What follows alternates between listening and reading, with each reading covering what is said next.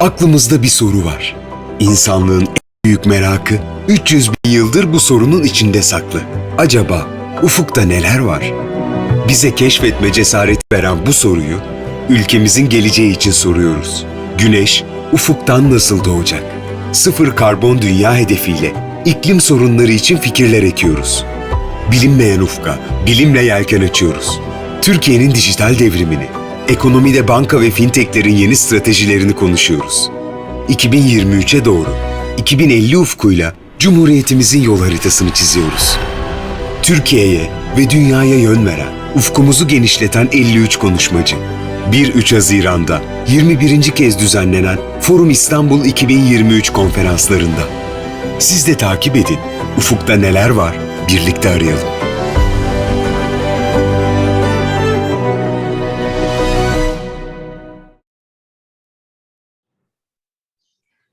Ekranlar önünde bizleri izleyen, dinleyen değerli katılımcılar, Türkiye İhracatçılar Meclisi Stratejik Partnerliği, Türk Telekom Oturum Sponsorluğu, APS Tekstil, Denizbank, Green for Growth Fund, Gülsan Holding, Türk Ekonomi Bankası, TSKB ve Türkiye Bankası ana sponsorluğu, Dünya Gazetesi canlı yayın sponsorluğu, Berse İletişim Medya İlişkileri sponsorluğunda gerçekleşen 21. Forum İstanbul konferanslarının ikinci bölümüne hoş geldiniz.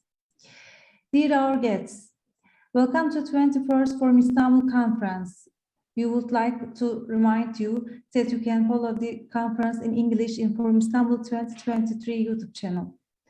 Bu bölümün ilk konuşmacısına sözü bırakmadan evvel hatırlatmak isterim ki tüm konuşmalar ve oturumlar boyunca FI 2022 hashtagini kullanarak bizlere yorum ve sorularınızı yollayabilirsiniz. 3 gün boyunca sürecek konferansın program detaylarını www.forumistanbul.com adresinden bulabilirsiniz. Aynı zamanda anlık olarak program detaylarını paylaştığımız Forum İstanbul 2023 konferansları sosyal medya hesaplarını da takip etmeyi unutmayın lütfen. Önümüzdeki 20 yılda enerji, yatırım ve jeopolitik alanda dünyayı neler bekliyor? Türkiye'ye etkileri neler olacak? Konuşmacımız Global Resources Partnership Yönetim Kurulu Başkanı Sayın Mehmet ÖİTÇÜ'yü yayına davet ederek sözü kendisine bırakıyoruz. Thank you. I welcome the opportunity to share my perspectives on where the world is heading towards by 2050, with an eye on our immediate goals of 2023. And Forum Istanbul has been a flag bearer of efforts to help business and government leaders in Turkey to shape the future vision and actions that needs to be taken. If you allow me, perhaps, I will continue speaking in Turkish for the majority of the audience being Turkish. Uzun vadeli stratejik vizyonların oluşturulması kritik önemde. Bugünden 2050'ye yani 28 yıl sonrasına dair öngörülerde bulunmak çoğunuza çok cazip gelmeyebilir. Hatta bilim kurgu gibi gelebilir. Çünkü Türkiye gibi ülkelerde biliyorsunuz önümüzdeki 3 ayı bile insanlar öngöremezken, ciddi sıkıntısını çekerken onlara 28 yıl sonrasını anlatmak çoğu kimseye anlamlı gelmeyebilir. Ama oyunculara, hem sahada yer alanlara, hem dışarıdan izleyenlere, hem siyasi iş kararları alacak olanlara önlerini görmeleri, bir istikamet duygusu vermeleri açısından uzun vadeli perspektifler sunulması, vizyon sunulması son derece önemli. Türkiye'de şu anda 2050'yi konuşuyoruz biz ama hep kafamızın gerisinde 2023 var. Forum İstanbul'da biz başından itibaren Türkiye için bir 100. kuruluş yıl dönümü vizyonu çıkartmaya çalıştık. Yol haritası ortaya koymaya çalıştık. Ama ne yazık ki önümüzde çok büyük bir süre kalmadı. Ortaya atılmış olan hedeflerin büyük bir kısmı ne yazık ki gerçekleştirilemeyecek. Bunda hem içerideki yetersizlikler hem de dış konjonktürün bize yaratmış olduğu kısıtlamalar rol oynadı. Ama bıkmadan, usanmadan uzun vadeli gelecek projeksiyonunu ortaya koymak lazım. Bunu yaparken de hayali rakamların şişirilmesi, ekstrapolasyonundan ziyade mümkün olduğu kadar bütün paydaşlarla toplumun içerisindeki, ekonomideki, siyasetteki ve uluslararası işbirliğini de hesaba katarak ayağı yere basan bir vizyon geliştirmek bunun uygulanma şansını artıracaktır. Bunu söyledikten sonra müsaade ederseniz birkaç kelimeyle 2050'ye uzanan dünya görünümünü çizmekte yarar görüyorum ki biz ona uygun bir ulusal vizyon geliştirelim. Çünkü Türkiye gibi ülkeler dünya ekonomisiyle, güvenlik, jeopolitik sistemiyle göbeğinden bağlıdırlar. Finansmanıyla, çevresiyle, enerjisiyle, iklim değişikliğiyle dışarıya böylesine bağımlı olan bir ülkenin dünya dinamiklerini yakından izlemesi kritik önemlidir. Buraya gelmeden önce PwC'nin son hazırlamış olduğu 2050 dünyası ile ilgili projeksiyonlara baktım. Sizlere de gelebilir şaşırtıcı, tıpkı bana geldiği gibi. Orada bugün ile 2050 arasındaki sürede, yani yaklaşık 28 yılda dünya gayri safi milli hasılasının 2'ye katlanacağı öngörülüyor. Yalnız sıralama GNP is going to be tripled. And then there comes China, and it continues like this. European Union, Indonesia, Russia, when you think of them.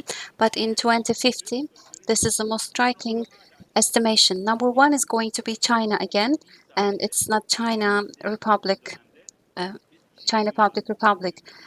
But we can think about the big Chinese economy, Hong Kong, Macau, Taiwan, when you think of them, and also elite team, and also Singapore, Malaysia, and if you include Indonesia, so the biggest Chinese economic area is going to be the superpower. And also the second problem, this going to be United States of America, but in the second place in 2050, India will be ranked in the second place, and then there will be European Union. Currently, it's almost 15 to 16% of the world economy share, but it's going to be 9% because the world, because the European Union country is going to be much more aged, and it's going to lose this competitive advantage. And if it's going to continue like this, maybe afterwards it will be much more complicated. European Union countries will be at lower ranks. The UK is going to be in the top 10 countries, but France and Germany will be out of the top 10. Of course, these are some estimation projections. We will see whether it's going to happen or not. But I'd like to emphasize one thing. So world is undergoing a very rooted transformation. Before the COVID took place, as you all know, demand was beaten and the supply changed and the prices decreased, and it started to boom again. And then there came the Russian invasion in Ukraine. Then the super energy power of the world was taken out of the scope. Right now, the United States of America and the European Union try to create a new energy demand and supply chain by excluding Russia, and it has brought some challenges against minerals and some other production procurement. Everybody is thinking about or talking about renewable energy or fossil fuels or coal, but when we think of energy in the upcoming period, there's going to be lithium, cobalt, and nickel. It's going to be much more important. And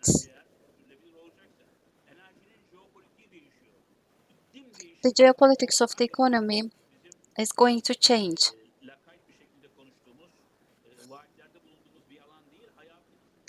Energy change is a very basic problem affecting our lives very deeply, and unfortunately we are just talking about it and not putting it into practice. And Green Deal is going to bring us some difficulties as well unless we take precautions.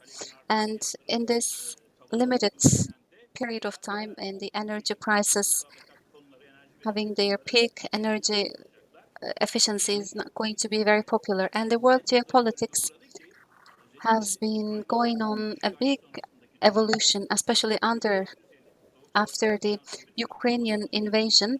We couldn't, as you all know, organize the new world structure after the Cold War period, but right now restructuring of the world is going to take place after Ukrainian war. It's going to be between Russia and China and the United States, but we don't know whether it's going to be AI or 5G technology war or currency wars or conventional traditional wars. Because the thing that we already said it's not going to happen has already happened to us. Hangi cephede olacağı önem taşıyor. Türkiye mesela acaba Batı cephesinde mi yer alacak? Is it going to be in the western part, or else is it going to be in the eastern part? Normally it was in the eastern, OECD, NATO or European Union, or else Turkey is going to turn towards eastern countries because it has not been appreciated, it has not been supported by NATO and Turkey. And what about Turkey? Is it going to be going to China and Indian bloc? And also investment and monetary issues are really important. There is huge liquidity in the world, and at the same time there are some countries having too much debt, like the United States of America. It's almost equal to their GDP, and in China there is also billions and or trillions of dollars of debt, and Turkey and also European countries are under huge indebtedness, and also there's $1 trillion of money waiting for to be invested. So this money is going to go to safe zones, not risky areas. So trust issues should be solved. Turkey and similar countries should do this. This is very important. And other important issue with respect to the changes in the world is related to young generation. The young generation is something that we have not taken into consideration because they have a different mentality when it comes to climate change and green tourism and green development, and also in terms of ethic business areas. Yes, capital is going to change its direction. It's not going to take profitability into consideration. It will be also thinking about the ethics of the capital management. Turkey unfortunately has not performed very well in 2021-2022 because this vision has not been prepared with the interaction with the real actors. It has been from top to bottom, but in the future towards 2050 we are going to work together with the international business partners, and we need to include politic actors and also business actors in what we do. Time is the most precious thing in our lives. People are just thinking of what they can do in the upcoming year, upcoming 3 to 5 years. So the most realistic vision is to restructure 2030 vision, because this is the new vision of Turkey after 2023. Turkey is one of the most important countries in the world. From China to the Germany or to the United States, Turkey has the most developed military power. We have a very developed military staff, and without exaggeration, we are a country of having huge military power that can't be underestimated. We are equal to 1% of the world capital, actually, human capital. So youngsters can go abroad. They are fleeing from our country, escaping, and both youngsters and also human capital and also material capital are leaving our country. So as you have already stated, 2050 horizon, we have to restructure ourselves in order to start it. We don't have to wait for 2023, 2030, 2030 vision. It's really crucial for us because future starts now. Thank you very much.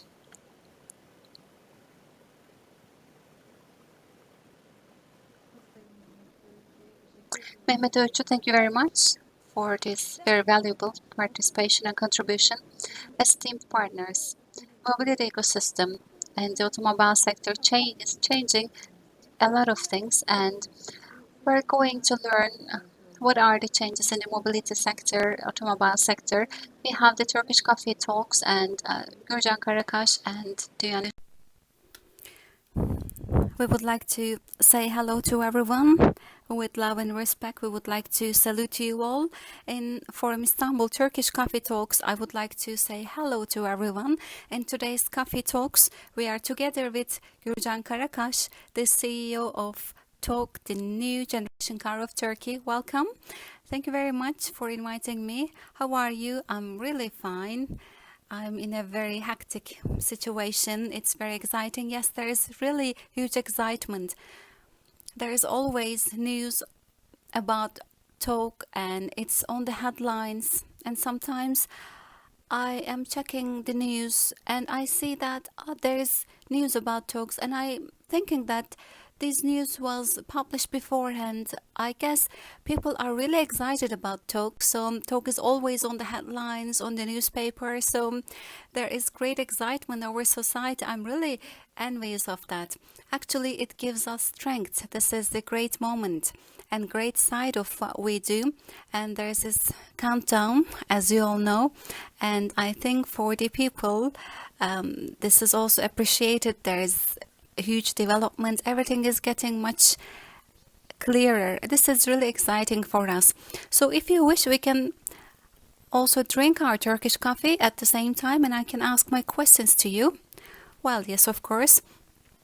I've mentioned this is the new generation car of Turkey. Well, yes, exactly. This is the local car, local automobile issue, and I think it is transforming itself, it is evolving, and it is actually grasping, catching the spirit of the time. It's about user centrism, and we are talking about a device which is user centric. So you have mentioned that this is not an automobile. Since the very beginning of this process, you have said that this is not just an automobile, and I would like to learn about the mobility ecosystem. You have already stated that it's user-centric and it is also electrical car and it is connected and it understands the users. You have already stated that, but I also would like to listen to you about the mobility ecosystem once again. What is it going to change? What is the mobility ecosystem? Yes, you are very right. Exactly, in the last 7 to 8 years, everyone in the automobile sector has seen that. There is this change and evolution, and there is this disruptive transformation, and in the automobile sector, a lot of things have changed.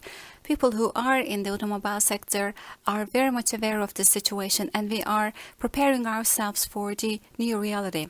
And there is this transformation and change, but to what direction it is going. So everything, the rules and the dynamics of the industry changes based on the users. What are those preferences? We know that there is change on the technology and development of the technology, especially digitalization and the Internet of Things. Thanks to this, smart devices have entered our lives, and those devices have made our lives easier, and it has made reaching data all around the world possible. So it has, of course, reflected on different places. Right now we expect the same experience in different places. Let's think of a journey. You go from point A to point B. So if it's not a smart device, you can't have an internet connection in your car, and you can't do whatever you do in your house or office. It means that there is a disadvantage, and mobility and technology have emerged at this very point. Mobility has been transformed in this respect. Ecosystem, yes, you are more than right. We have taken the step to create the ecosystem of Turkish automobile sector, and in order to explain it further, we have actually just checked the biology textbook. The biology textbooks, yes, of course, biology textbook says that ecosystem is comprised of the integration of the living creatures and the other creatures. Yes, there is this situation going on. There are living creatures and other creatures. There is the automobile and other devices. So those devices and living creatures are in connection with one another thanks to this IoT, Internet of Things. So how is this possible? It is possible through data. From the business world perspective, there is new opportunities thanks to new business models. And for the users, for us, it gives us more comfort zone. It expands our comfort zone. It meets our needs. And also there is services that are designed for us. So in a car, if all these things are presented to us, it means this is absolutely great. So the rules of the game have changed and the ecosystem is mainly established on this very point. Of course, not everything is changing on the products itself. At that business world, at that business model, how you do your job, how you do your business changes. So what do I mean by this? Let's think differently. There is new generation cars, and new generation cars are also deemed as innovation. In the old cars, when we go from point A to point B, we used to normally develop some concepts, and there is this after sales service, and after 4 to 5 years, then we maybe launch a new model of the same car, etc. But right now, everything has changed. So right now, user centrism is at the very important point. In the past, product was at the core of our experience. But in the new league, let's call it like this, we need to create user experience, user centricism. We have to advance the experience of the users. This is what we realized based on the observation that we did. If you are not creating an added value for the users, then there is no other way for it to come to an end. I was actually going to ask the same question because we are talking about transformation, evolution, and the new rules of the game. Based on this, production changes, right? Yes, of course it does. If you wish, I can give you a very simple example. It's about this co-working. When we normally stepped in this journey, we asked our potential users what should we include in the services. This was the question that we asked. We listened to them, and based on their answers, we worked on the technologies for their needs. And at the very end, we found that gamification is the way for meeting the needs of our users. But in the old league, let's say, it was not something that we were using. And maybe when we say gamification, it was something like you were inventing something new and you are not realistic, or different interpretations were very much possible. Yes, that is correct. And secondly, fintech, finance and technology is emerged together, and the new sectors in the fintech, there are some other subsectors as well. So banks and some extension of the banks are able to work on fintech related issues. Startup companies are generally doing what is to be done, and there's also gamification, and there's this connected technologies and cloud computing and cybersecurity. These are all made by startups. So all of us here, when we think together, we can understand that majority of our partners are startups. So working with startups is not something that we used to do in the old league, and this is really different for us to work with startups compared to other old league classic companies. These are really small companies, and you have to have a great eye contact with them. You have to have a great contact with them because they are the company owners generally that you work with. 2 people, 3 people, they might have super ideas, but they might not have great financial opportunities. They might have super ideas, but it's not sometimes possible to have the real financial potential. So there needs a different approach. It is agile collaboration for us. They are really dynamic, they are really fast. This is the world that they live in. So they are fast, they are quick, they are dynamic, and their technologies are evolving very rapidly. So we have to be quick like them. We have to be as dynamic and quick as them.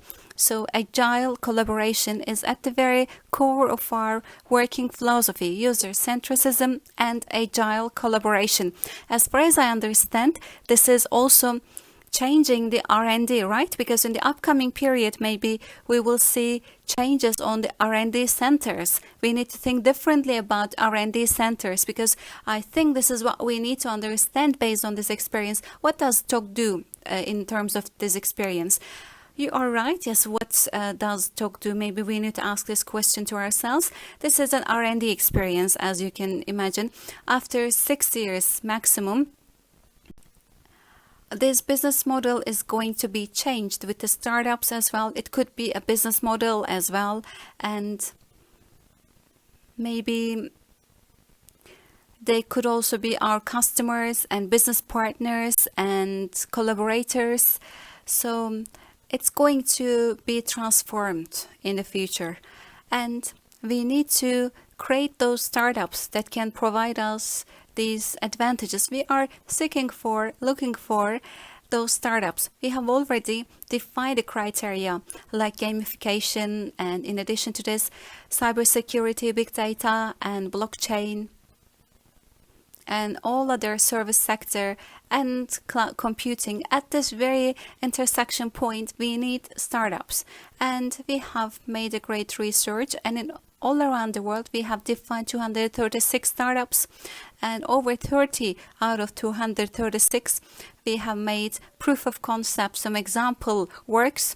This is like a sample of the software, you can think of it like that, and we have agreed with 15 of those startups, and most probably our smart device, before it is launched into the market, we will be before you with a different service. This is what TOGG does at the very first place.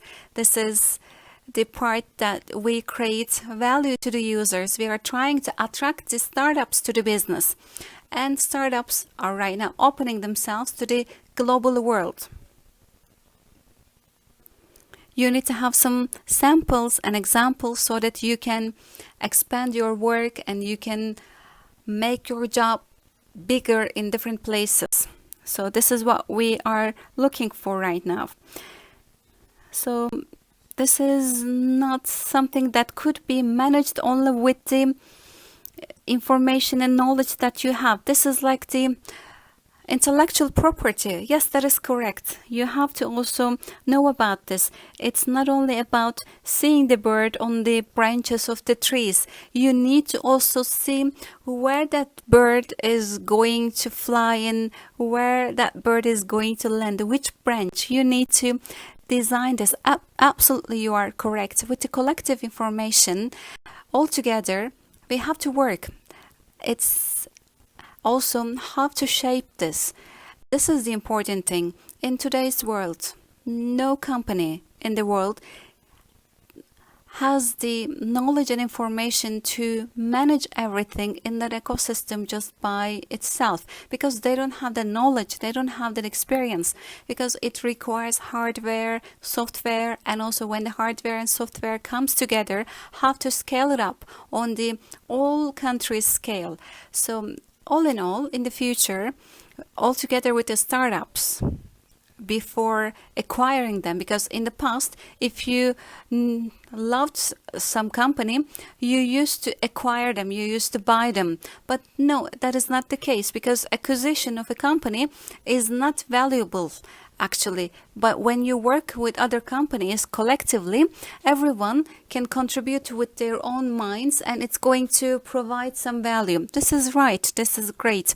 So you want other companies to make you much smarter and to take you some further points. Yes, this is very attractive. I guess this is very intelligent for me. We will go back to this part. I think this is really crucial. I think this is the only possible way to understand the very spirit of that era, of that age, and by trying you are going to evolve and advance. Yes, this is a part of the job. In the past it was just trying and sometimes failing, but in the past when you failed it was really bad. But in our world we have to try hard, we have to maybe fail hard, but based on our failures we can learn more and we can have huge experience. This is also a startup approach. Let's think that this is a hay and you are trying to find a needle in the hay, but let's say you can't find a needle in the half in the half of this area, but at least you know that it is not there and you can look for the needle in the other part, right? This is a development as well. This is a great moment of our talk here, but I also would like to ask this question to you, maybe based on what you talked to us. I guess you were in Las Vegas and you made introduction and launching of TOGG in CVA. So this is the biggest event of the consumer electronics. So were you there with this perception? Because you only use the smart device terminology, not the automobile, and the United States is not the target market of TOGG. This is what I know. But in spite of that, you were in CEA and Las Vegas and you made us launching an introduction. Why did you do this? You grasped the great detail. Yes, that is correct. It is not our target market, but we were there. Let's go back further than this. When we stepped in this journey, we knew that this is beyond an automobile. This is also a smart device, and we wanted to compete with other devices. Yes, it's the new technology, and new technology is focusing on user, and user is at the very center. So this is the experience that we are providing. And on the other axis, there is this ecosystem. And I was mentioning that startups should be able to do more things than us. They should also be intelligent, etc. So this is how we should position that mobility ecosystem. On the mobility ecosystem, startups should come and they should add value with their own opinions and ideas for the users. We are actually competing with the time. Yes, that is correct. In the world, the rules of the game are changing. In the sector, again, the rules of the game are changing. And when it is evolving towards the user centricism. And in our offices, in our houses, there are technology and smart devices. So what is the intersection point of everything that I have mentioned? So what is the most important integrator for your company that it is a technology company? Actually, it requires some courage. So you were there to prove that you have this great challenge on your mind and you are really assertive. Yes, that is correct. And you have also, if I'm not mistaken, have explained some blockchain related ideas of yours, and you were in Barcelona in a summit. Yes, that is correct. Blockchain and TOGG technology. Okay, when we think of this, to what extent blockchain is going to be included in TOGG smart device? Because as far as I know, blockchain is not something related to automobile. Is it correct? Yes, that is correct. Well, blockchain may seem to be a very specific topic. You were giving us the example, metaphoric example, the bird on the branch, the flying bird to the different branches. You were talking about this. Let's think of the same thing. So there is as many ecosystems of the smart devices. They have their own ecosystem, correct? And in the vertical areas, maybe they are also integrated to one another. Let's say mobility, and you are your mobile devices, and there are smart house and smart devices, but there is also the horizontal axis. There are more than one ecosystem here, and those multiple ecosystems can live together and they can also create experience together. And the technology is started with the IoT, but IoT is not sufficient by itself. So what does blockchain do? Blockchain, I don't want to talk about cryptocurrency. Blockchain, by the way, is just a technology. So with the smart contracts in the blockchain,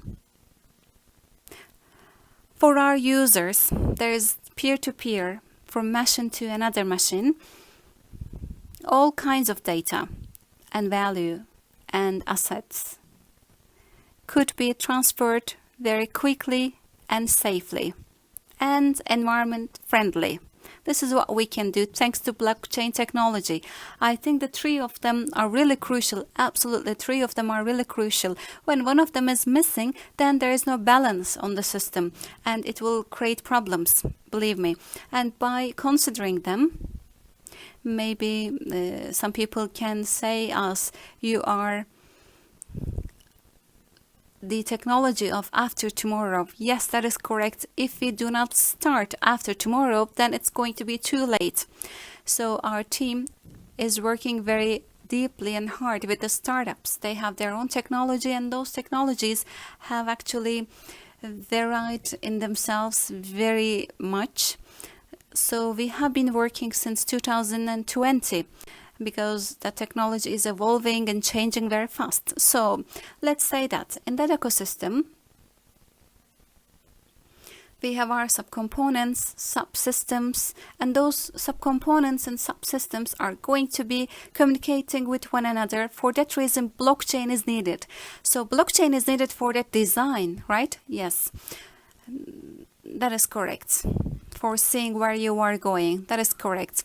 There are many questions on my mind to ask, but I just want to speed up a bit slowly, and I want it to be a great coffee talk, but everything that you have underlined should be talked much more in a detailed way, but I'm sure that everyone is impressed with what you say. And I would like to ask you about the Silk Road Clean Energy Solutions.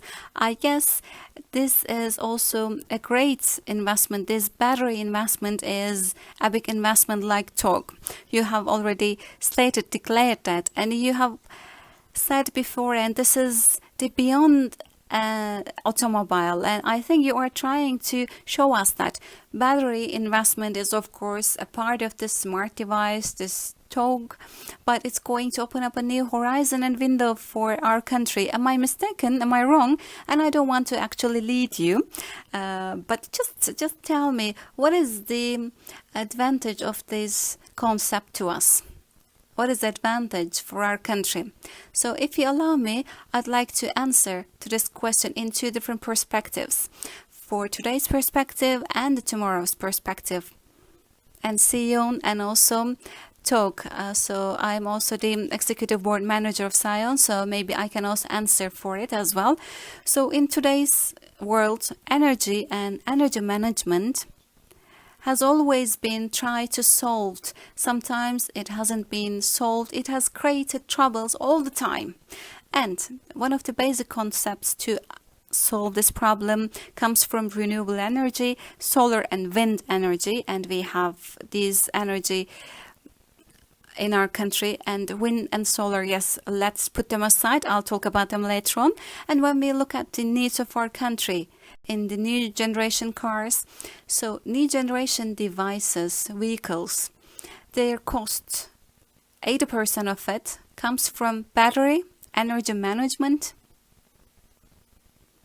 and also software. But in the old world, let's go back to the old world, what did we have? We had engine, and yes, in the engine there is energy as well. What was that energy? It was fossil fuels. There is a diesel and hydrocarbon.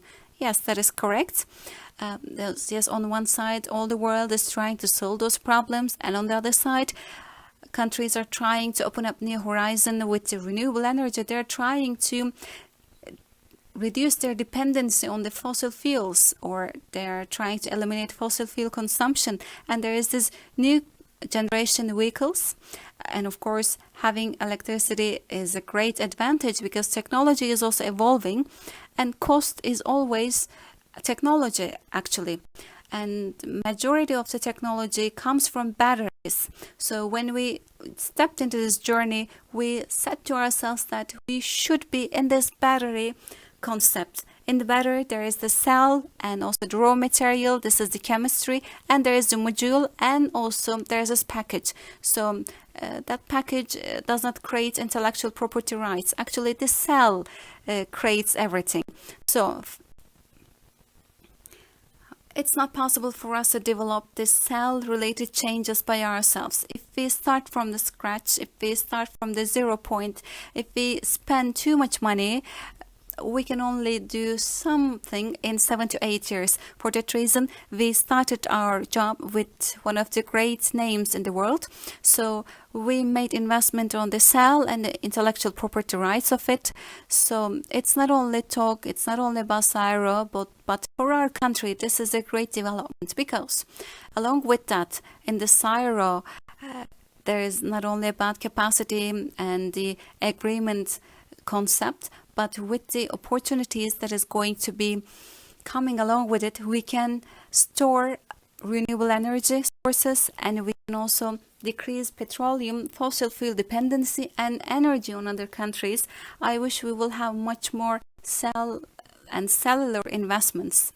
So Syro is not only TOGG, or Syro is not only about mobility sector.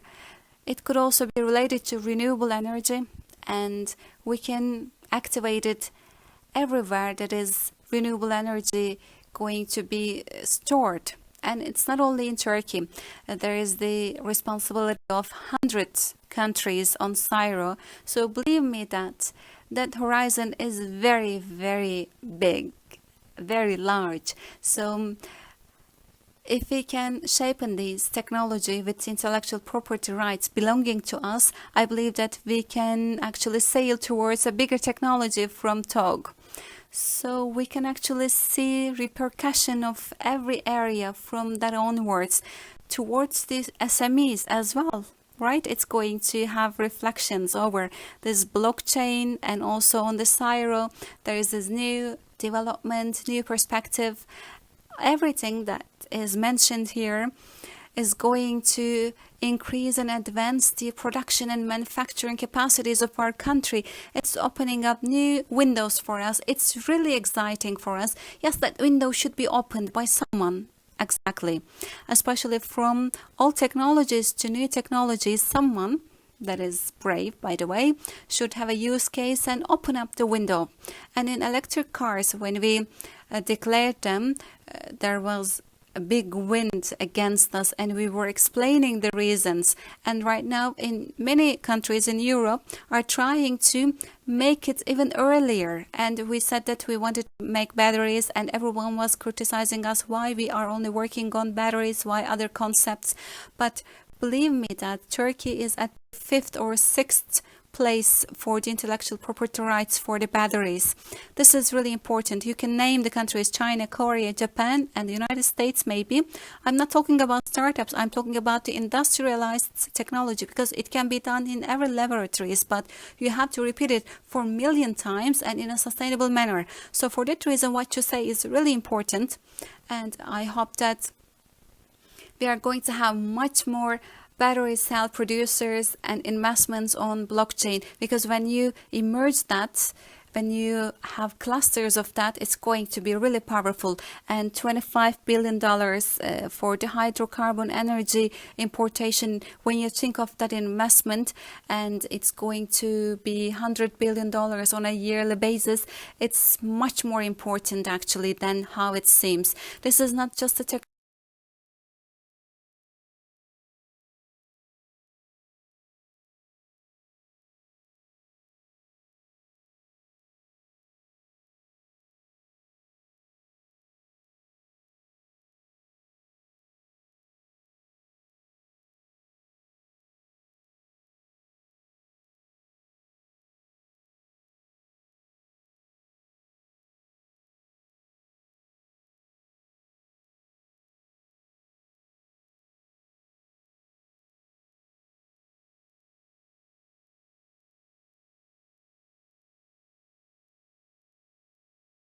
talking about the industrialized technology, because it can be done in every laboratories, but you have to repeat it for a million times and in a sustainable manner. So for that reason, what you say is really important, and I hope that we are going to have much more battery cell producers and investments on blockchain, because when you emerge that, when you have clusters of that, it's going to be really powerful. And $25 billion for the hydrocarbon energy importation, when you think of that investment, and it's going to be $100 billion on a yearly basis, it's much more important actually than how it seems. This is not just a technology, but as a technology platform, I guess we can understand it like that. Okay, let's talk about this charging topic. I'd like to ask a question to you, because you promised about something. You said that when the vehicles are ready, when they are on the roads, the charging infrastructure issue would be solved. This is what you said in the previous conversation, in the previous talk. You mentioned that. In other interviews, you also mentioned the same thing. But at what point right now we are coming closer to your statement? Yes, okay. Of course, I will be happier to talk about this, unless it is commercial privacy. I guess in our country, in the last 1.5 years or 2 years, our ministries and affiliated institutions in Ankara about regulation have worked on this issue all together, and based on the result, by the way, bids and all the tenders have already been launched, and as TOGG, we started to form a company, and with the company, from our perspective, from south to north, from east to west in our country, we don't want to create any concern on your mind. We are right now working on an infrastructure that is going to cover all country for smooth journey. So from edge to edge, 1,000 charger is going to be provided, and we have already ordered 1,000 chargers, and right now we are working on where they are going to be located. But at the same time, all the preparations for the tenders are already finalized. Very nice. But about the range, there are some question marks about the users, about the range of the electric vehicles. What can you say? There's two dimensions there. First of all, the capacity of the batteries on these smart vehicles. There are standard alternatives, 300 kilowatts, and there's 500 kilowatts. 300 kilometers and 500 kilometers. So 500 kilometers, this is actually above the average. WNTP, this is the conversion calculation method. And the other one is possible with some charging stations with closer intervals. In 25 kilometers, in 50 kilometers, based on the traffic congestion, we want to have charging stations. This is our target. When you say 25 kilometers, if it is the case, it's going to solve the problem in advance. I would like to thank you very much. Well, actually, there was a topic, I just want to say something about this. This job is not only about an automobile, yes, having this great meaning, because this is not just a vehicle. I think this is really exciting. It can happen with just only with a discipline. It requires multidisciplinary work, I guess. It's not only about metrics.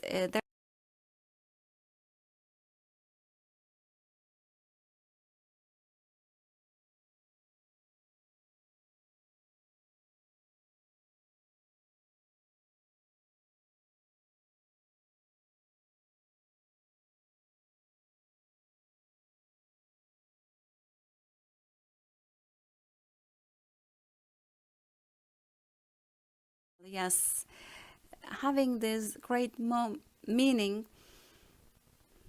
because this is not just a vehicle. I think this is really exciting. It can happen with just only with a discipline. It requires multidisciplinary work, I guess. It's not only about metrics. There is this diagonal way of organizing this job, and TOGG is going to create that. Really, we have that feeling, and I think we attach much more importance to that. I don't know whether you have brought this talent pool together, because this is also another important question. This is a great question. Thank you very much. So we have exerted our greatest efforts to select the people and companies that we work with in a very meticulous manner. Really, we chose them very hard, and 250 of them are working on the technology side, and 250 of them are working on the ecosystem side. We have technology and engineering background people working for us. But I'd like to underline one thing. So these are not our employees, by the way, our collaborators. Among our people that are cooperating with us, they are much more courageous and brave to work with us further. And we are going to be successful in this, because the word that we are talking about is totally about innovation. Innovation does not only come from technology. Innovation comes from ideas. So ideas come from the youth. In Turkey, do we have young population? Yes, there is young population. If we can lead them to the correct places with the startups, if we can provide opportunities to them for these ideas, we are going to be advancing and developing further. This is duality. In our logo, in our symbol, you can see Western culture and Eastern culture. What is Eastern culture? It is service and flexibility. What is the culture of the Western culture? This is technology and discipline. So we can blend it together, and Turkey is the great place for this kind of projects. Exactly. You can find that ground for these targets. Exactly. Mr. Gürcan, thank you very much for this great horizon opening Turkish coffee talk. Thank you so much. Mr. Gürcan Karakaş, the CEO of TOGG, has been with us, and we would like to conclude our talk right now. I really am delighted to have this discussion with him. I hope you have also felt the same thing. Thank you very much, and I wish you a very great day. Thank you very much, and stay healthy and well. Thank you so much. Is there anything that you would like to say? Thank you very much. Thank you so much.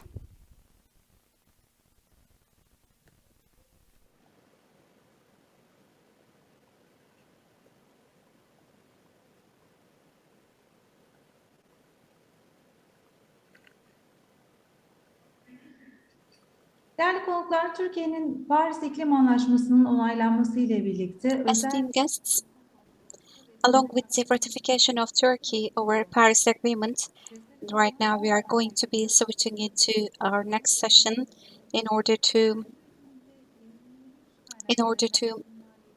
decrease the carbon emission.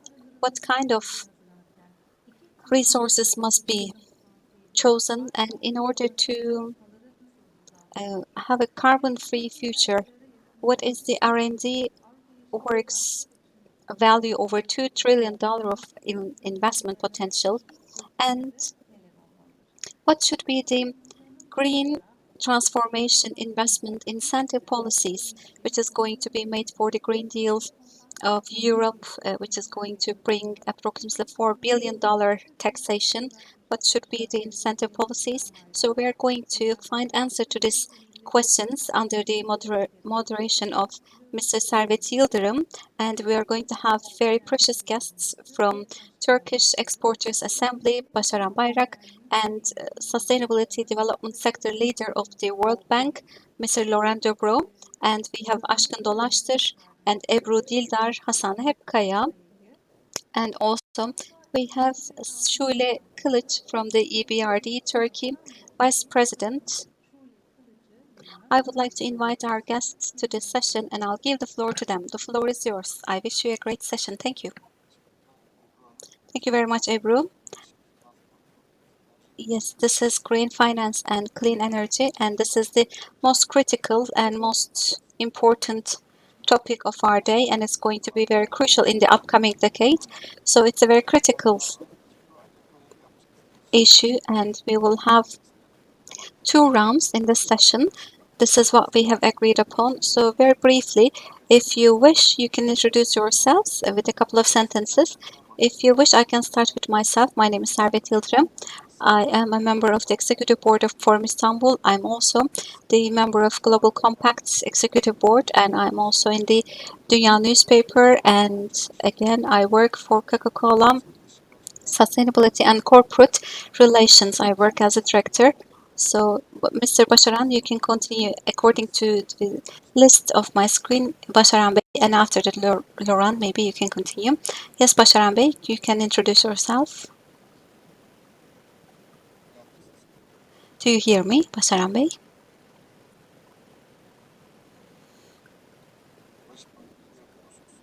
Başaran Bey, can you hear us? Servet Bey, can you hear me? I think it's very poor connection. I can't hear you properly. Okay, okay. Let me introduce myself then. Thank you very much. Thank you so much. I guess you can hear me well. Yes, we can hear you very well. Thank you very much. First and foremost, over 100,000 exporters are represented in Turkish Exporters Assembly. I'd like to extend my salutations, everyone. My name is Başaran Bayrak. I'm here for the maritime sector in the Turkish Exporters Assembly. And as of this moment, in the assembly, I work as the vice president. And I'd like to extend my salutations to everyone. By the way, you didn't ask me any question because there is very poor connection in Servet Yıldırım's. Lauren, we can continue with you. Can you please introduce yourself? Thank you. Thank you very much, Servet Bey. Good afternoon to everyone. My name is Laurent Debrou.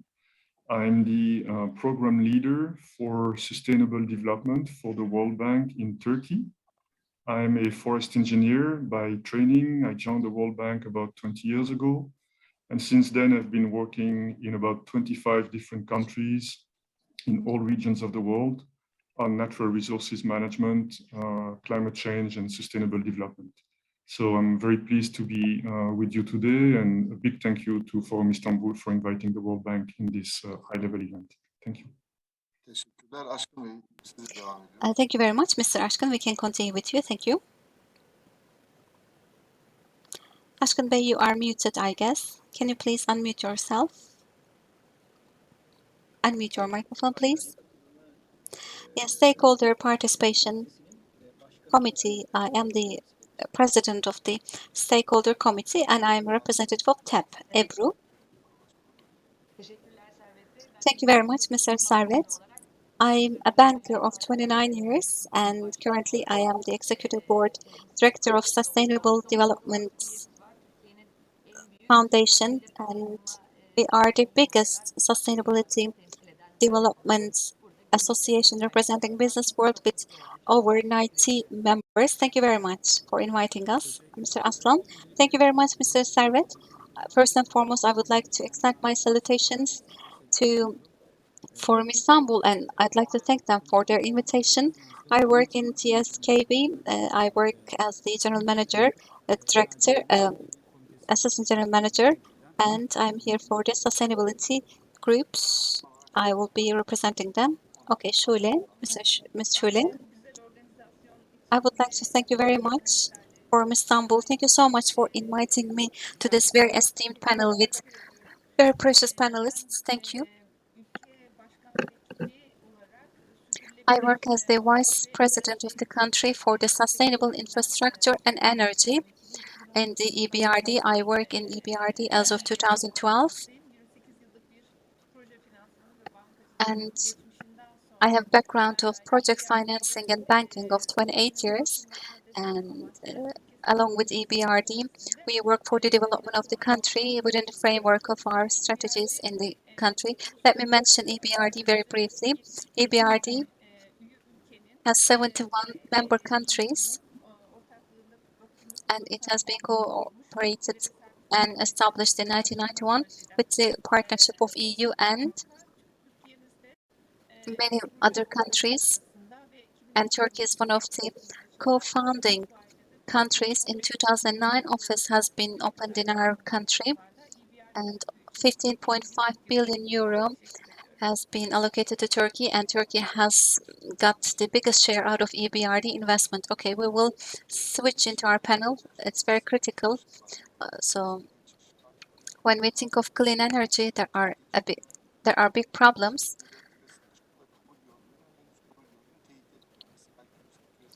For instance, yes, there is this global warming, and also there are polluters like coal and emission and carbon dioxide. Coal is much more on the forefront. But apart from this, Paris Agreement has some targets, and it's very difficult to reach some targets. But coal is going to be phased out.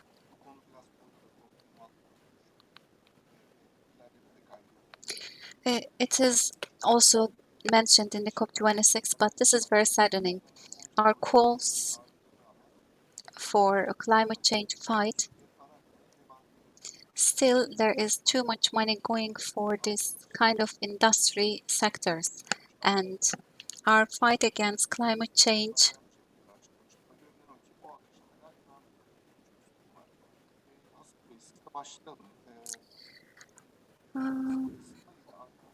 so we will start with you, Mr. Başar, Mr. Hassan. So what is the way to meet the expense of turning to renewable sources? Thank you very much. Maybe first and foremost, I need to define what should we understand when we say cost or expenditure. So you were asking about the expenditure of the investment for renewable energy. It's actually a very big title. It could require a big different conference, but we have some support mechanisms, and there are some additional costs as well for different stakeholders. And there are also energy production, resource availability, and for other investments, we need to define the framework for us. One of the very important topics is the dimension of the investment in order to reach net zero value. $1.5 trillion was estimated for an investment, but for 2030, $5 billion of investment is right now being discussed in order to support this number. Goodwill intention and good intention declarations have been already submitted by the countries, and it's going to protect the economic dynamics in the developing countries like us, and support mechanisms and endorsement mechanisms are going to be used for revision for our adaptation targets. When it comes to the financial mechanism, crediting loan is the idea that we can think of.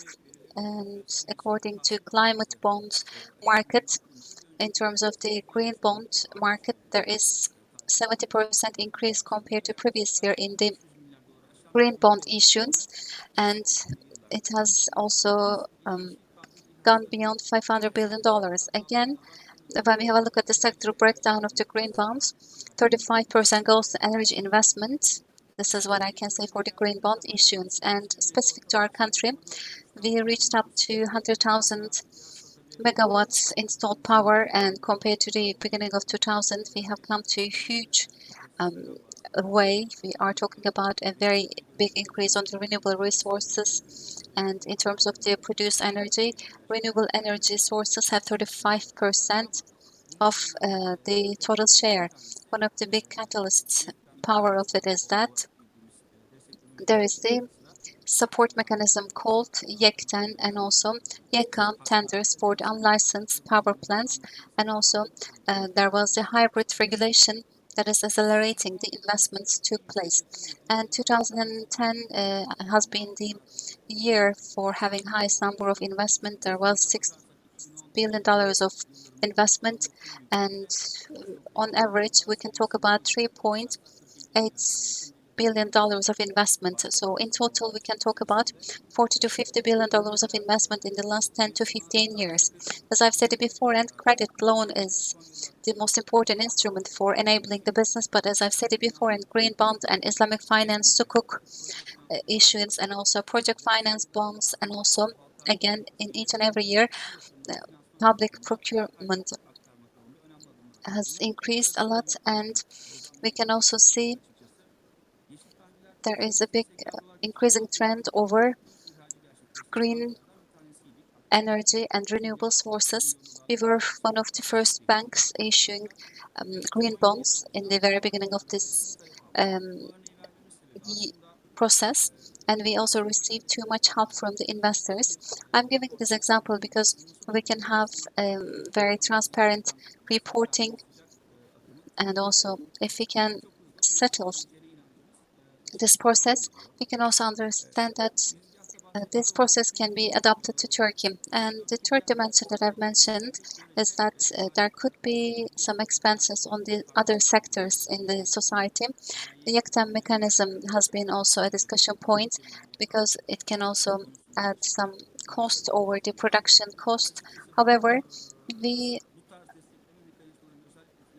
believe that on the finance pillar of this kind of support mechanism, if there is an foreseeable investment journey, we believe that this is really crucial for us. And also another dimension is that thanks to these supportive mechanisms, revised renewable energy is going to replace what? This is the important thing, because as replacement of this, there is imported energy. So imported energy normally increases the budget deficit. So we believe that there is positive result on the renewable energy side. This is the process that we are involved with a big pleasure for our country. And in the last title, this is I'd like to mention, is that it goes beyond renewable energy investment. This is about the energy efficiency and resource efficiency. So for internal consumption, in the recent years, there has been increase on the roof solar panel installation. So in the past, there was 670 megawatt roof solar power plant applications, but after the regulation change, there was huge increase. So in total, more than 7,000 megawatts roof type solar energy installation was chosen. So in the last 1 to 2 years, investors are seeking for investments, and they are actually finding what they have been looking for. And over a decade, our bank has been working on energy efficiency, and there are great investments on the process, and there are some technological investments. Through technological investments, input ratio could be decreased, and also final output could be increased, and we are really pleased to see this process going in this way. So if I'm to wrap it up, rather than how to meet the expenses, how to pay these expenses, we have to understand the strategies on the finance side of it. We need to attract some global investments to our country. If we take steps in this respect, rather than the expense, I believe this process could be revised very well. Thank you very much. Thank you. We will continue with you, Şule.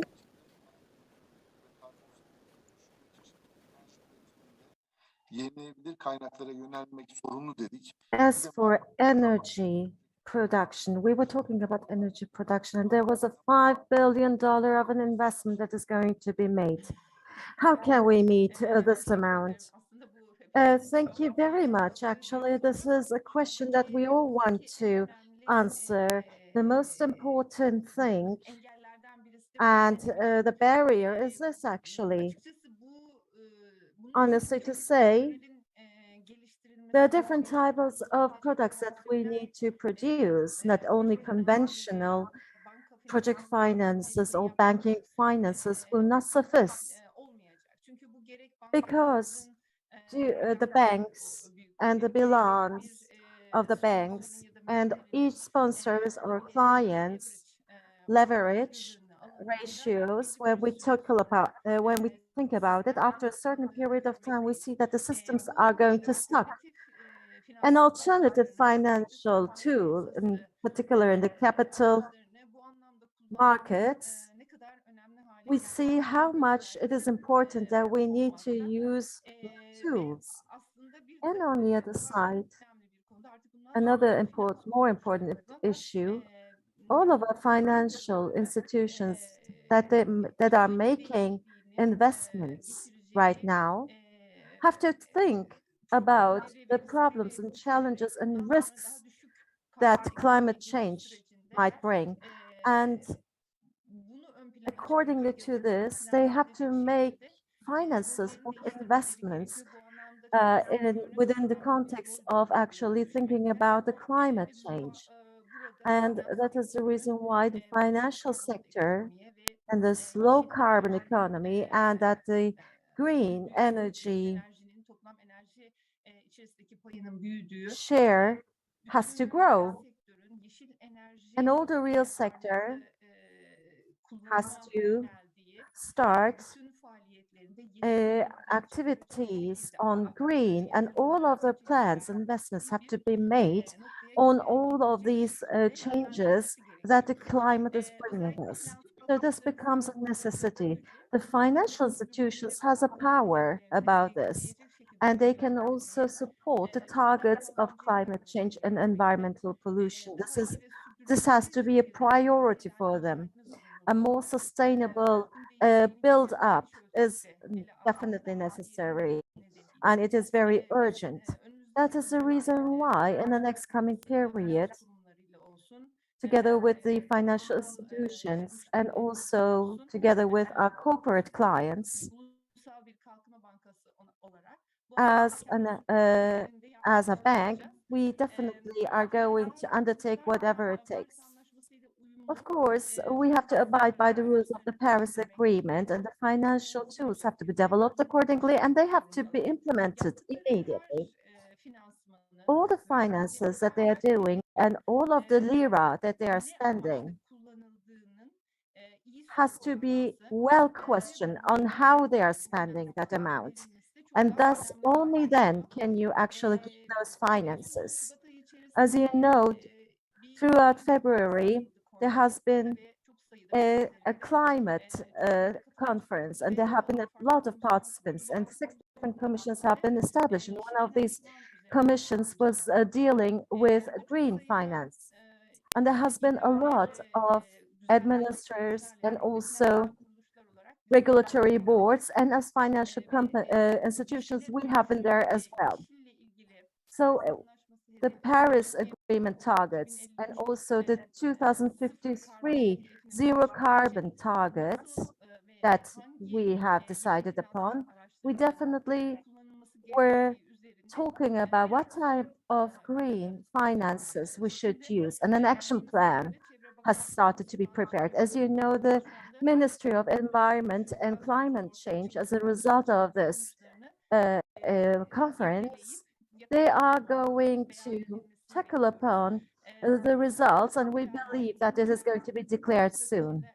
A long-term strategy, when they are prepared, and our roadmap will be much more clearer, definitely. And on 2030 and 2053, targets of financial strategy has to be developed, and all the financial institutions in that manner has to be, is going to be a guide in order how to, you're going to be supported. Could be in our regulations or in a long-term strategies, everything has to be notified soon enough. And as EBRD, we have a very important target. Up until 2025, minimum half of our portfolio, that means that at least 50 lira of every 100 lira has to be used for the green transformation. This is our intention to do. So before we make the feasibility study or any risks, the first evaluation that we have made, we tackled upon the matter whether this project is abiding by the rules of the Paris Agreement or not. And we definitely declare that if it's not abiding by the rules of the Paris Declaration, Paris Agreement, we are not going to be involved. So if the project is not abiding by those rules, then we are not going to work on it. And that's the reason why all of the financial institutions have to follow it, and the strategies and financial plans have to be oriented again, accordingly. So green economy has to be a priority for all of the institutions and corporations. The conventional financial methods even will not actually suffice, according to my opinion. Mr. Hassan has said that the green bonds, sustainable bonds, and other capital market tools for green transformation will be very important. And thus, we can have the opportunity to support the investors dealing with green to our country. And definitely we need to structuralize these projects, and we definitely need to make a structurization for the green construction. As you know, in the meantime, the Green Economy Finance Framework program has been published. And within this context, we have received our approvals recently. And one of our largest shareholders are the banks. And we have to be working very closely with those banks through SAVE, NearSAVE, and TURE programs and women in business programs. We're also involving the Turkish banks. So again, the same program is going to be used, and we want to actually make studies upon the matter to actually create a green economy. The Turkish banks that we're working together with and the financial corporations should adapt green to their own projects and programs and all their activities and in all their assessment policies. Green has to be a priority for them. That is the reason why methods and structures have to be created for that. It has to be a cultural part of their cooperation, and we want to make a technical support for them. As you know, the Banking and Finance Institution and Supervision Board has also put some certain criteria for the assessment of the banks about it.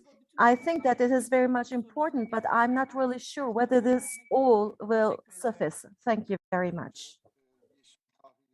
You were talking about green bonds, and we as Coca-Cola have exported a great amount of equity security. Yes, definitely we need to, there is also a demand of this in the market. In the MEI area, not only Coca-Cola, but also other companies have to actually apply it, because it seems likely to be the companies have created a certain bond with this green economy. And I think that this bond has become very interesting for many companies. Yes, we were talking about the Paris agreements. And of course, we were talking about the European Union, acquis communautaire, about the growth of the European Union, and all the policies are going to be restructured for the climate change. That's an important declaration indeed. And now in energy and material utilization, there will be a circular economy based on green again. And that is the reason why the ways of doing business will be done accordingly to this Green Deal. And definitely, if not abiding by those rules, companies are not going to be accepted. Of course, there are carbon arrangements that are going on. And there are some certain sectors in cement, in electricity, in fertilizers. Of course, all of these new arrangements have to be followed. While we are talking about the European Union, you are also following closely the Green Deal. It is going to create a tax burden indeed. And what will be our policies? What can you say about that?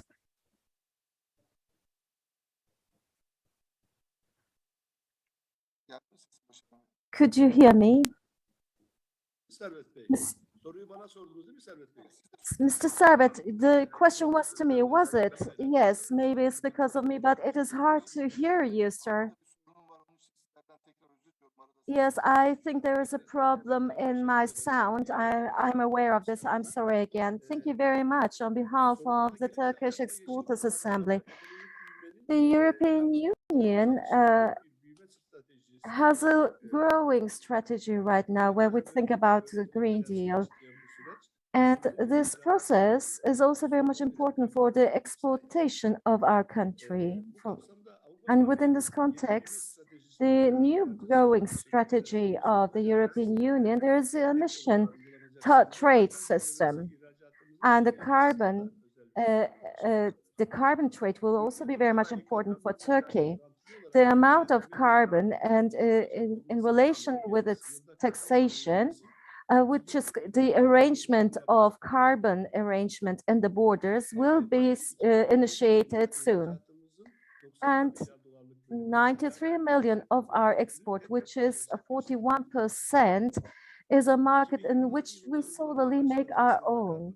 And with the carbon arrangement on 2023 and 25, it will not create an extra burden to our exporters. Our exporters are at an accession point right now, and our exporter is going to declare their carbon emission, and that's the reason why we have to actually assess the period of time properly, and that development has to be done accordingly to our 2023 targets. Sustainability, climate change, Green Deal has become even more important each and every day and has become central for us. And that's the reason why all the support and also incentive policies have to be developed. The incentive policies have to check out also the developments that in which there are certain interventions. In the meantime, the service exportation has to be classified and supported. A decision has been given for that. Green services sector, first and foremost, has received an incentive. Can you hear me properly? Mr. Servet, can you hear me? Well, we can hear you, but there's a problem in your video, I suppose. A decision has been given, and within this context of this decision, if there is a pollution, that pollution has to be stopped, and technical interventions has to be taken against pollution. In the environmental area, consultation has to be given, technical support, and follow-up has to be also done within the context of Green Deal. As for incentives, registration has to be made, data accumulation has to be made, a national participation, virtual fair organization are also areas in which we are going to give support. And again, in the meantime, the Turkish IT sector has to be internationalized. And the carbon footprint and softwares accordingly to this will also be supported. And all the supports have to be evaluated within the context of climate change and Green Deal. Sustainability is very much important within this context, of course. And from this point of view, the Ministry of Industry and Technology is giving incentives. And the investment incentives, sustainability involved in it. We need to make improvements, and since sustainability standards the sustainability standards have to be built up. And again, according to the report, in order to report sustainability,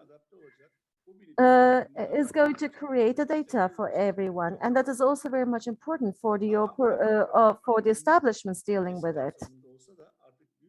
Right now,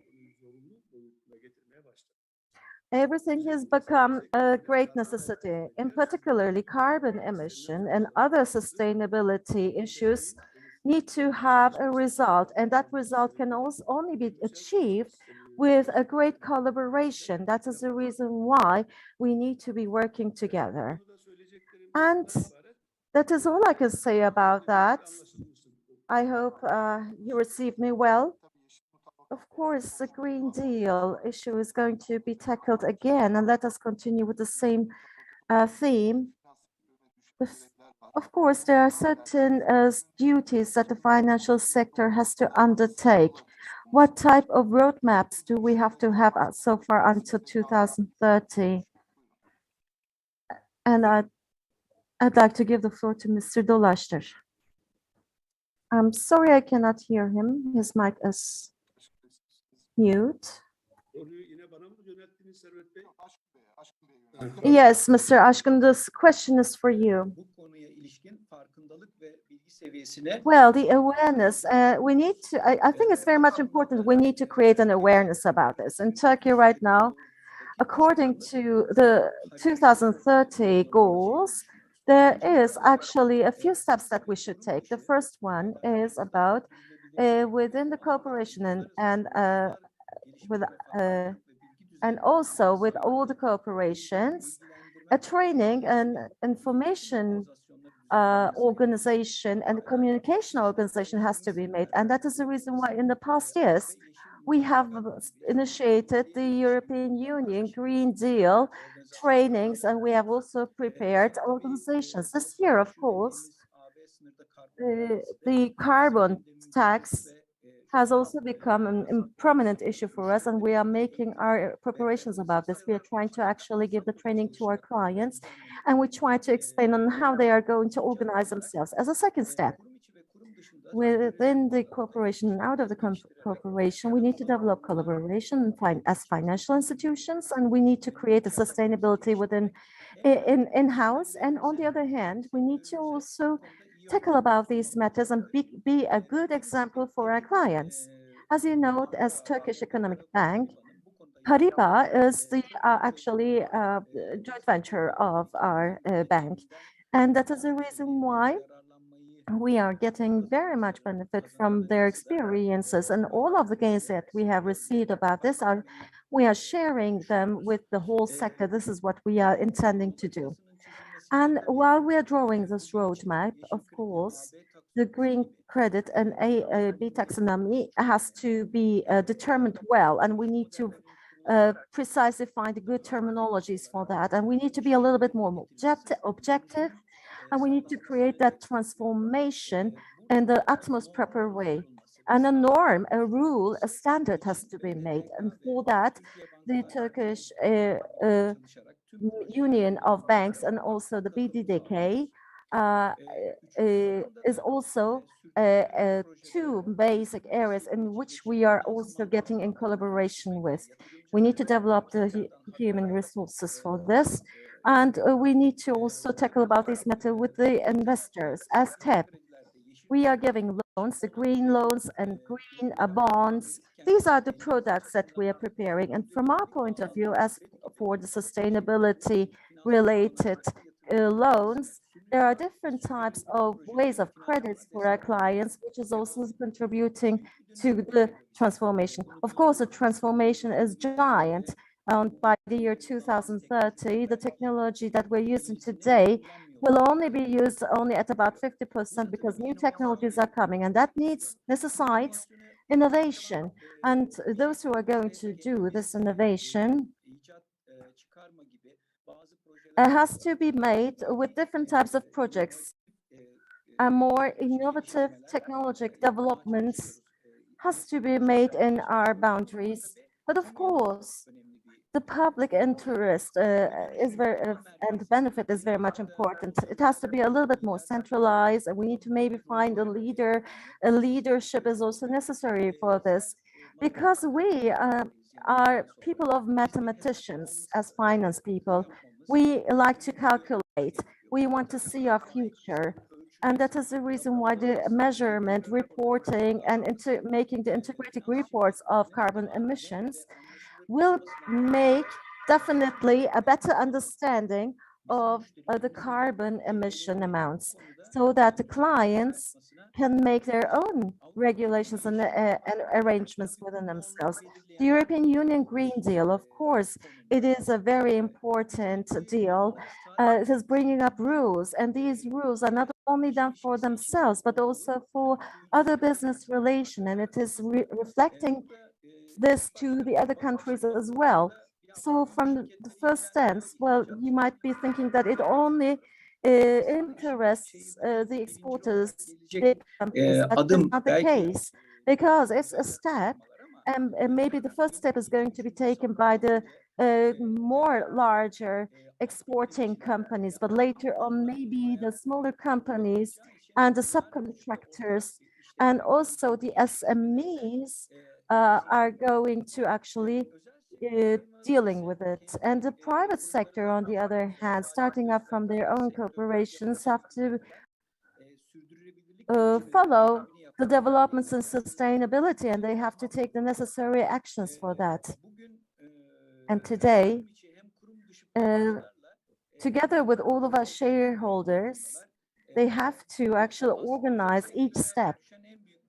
The most important duty for the private sector is that in their own expertise, they need to support the government, and also they have to be in relation with the NGOs. The NGOs can also bring up new innovations. And the innovation culture is very much important, and I would like to underline it because it is always possible to take one step ahead with technology. If you cannot abide with the rules of technology, then you well know that 1 kilogram of value can be very much important, as we all know, when we make a sale. Of course, we definitely have to increase the value and our assets. As for sustainability, the whole world, there is a great sensitivity, and the pandemic has also triggered it. And we could have the opportunity to see the whole situation during the pandemic. As a Turkish banking sector and or the syndication credits or loans, we definitely give importance to sustainability. Not only is a matter of production, but it is also the matter of, from the point of view of Turkey,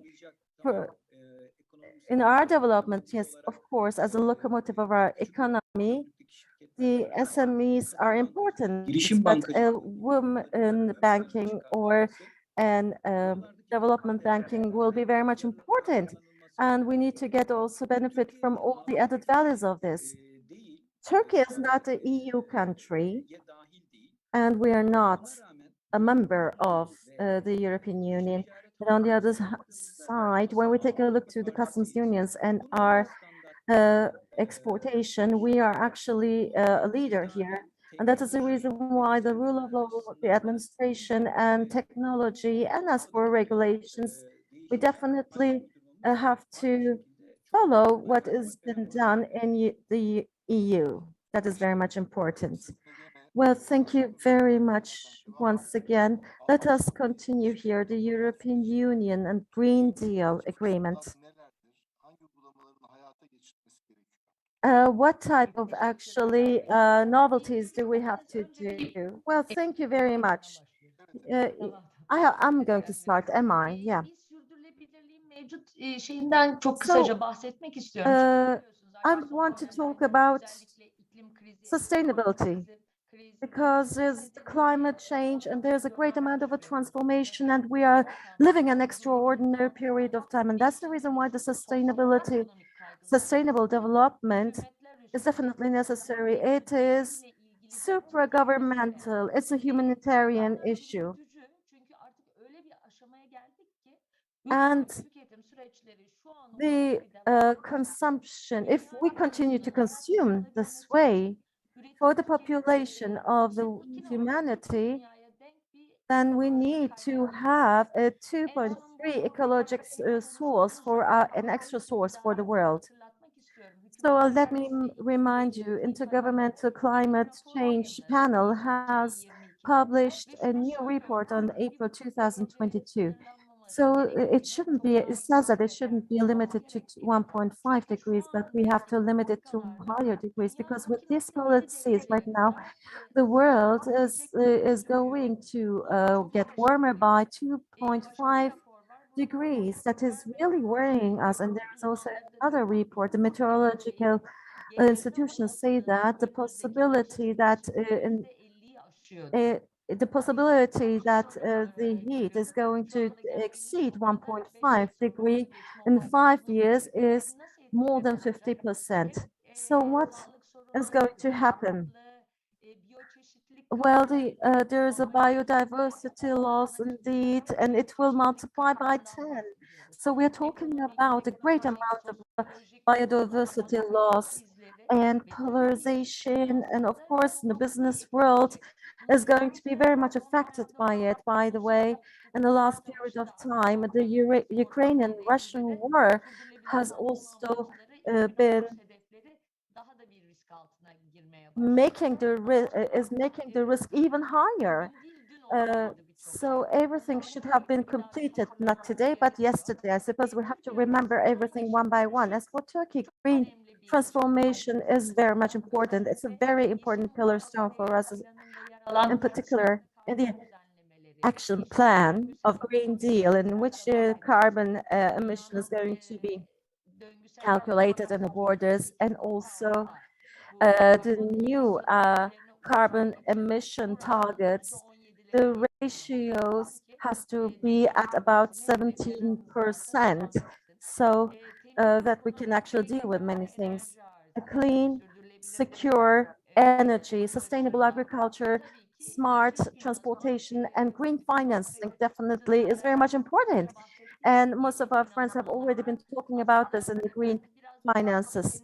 But I believe that the capacity has to grow a little bit more for this. At least we need to focus on this, and we need to make the regulatory arrangements about this. And both the investors and also the banks has to actually create finances. We need to make the preparations for creating those finances. As for the SME banking, and you know, the SME banking is very much important. It is an area, it's a client segment in which a transformation has to be very quick, and all of the implementation and assessment that is going to be made here, both for them and both for networking and both for the financial products are going to make a great contribution as far as we can see. And the carbon mechanism at the borders have been actually debated, but it's coming so fast. On 2023, the pilot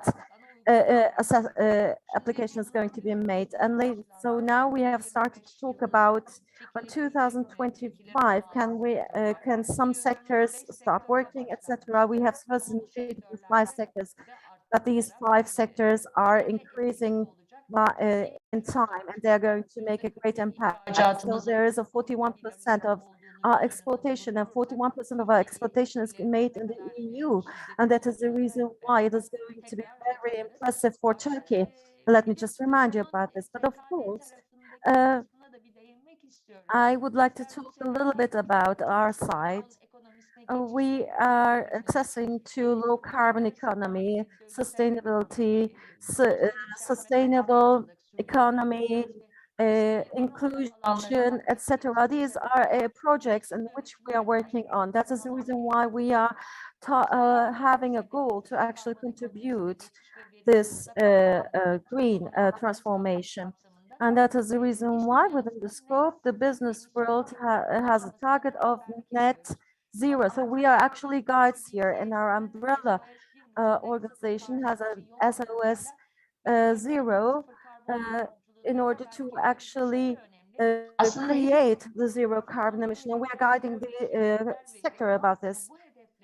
So these targets, how to actually reach to those targets, there is still a great actual debate in their minds, and that's the reason why they need guidance. And our organizations and also the banks that are creating finance for this are going to make great contribution to the banks and also to the institutions. So we need to have good practices as well. But I can say that we have a roundtable meeting, especially with the companies that are making energy investments. We were talking about this renewable energies.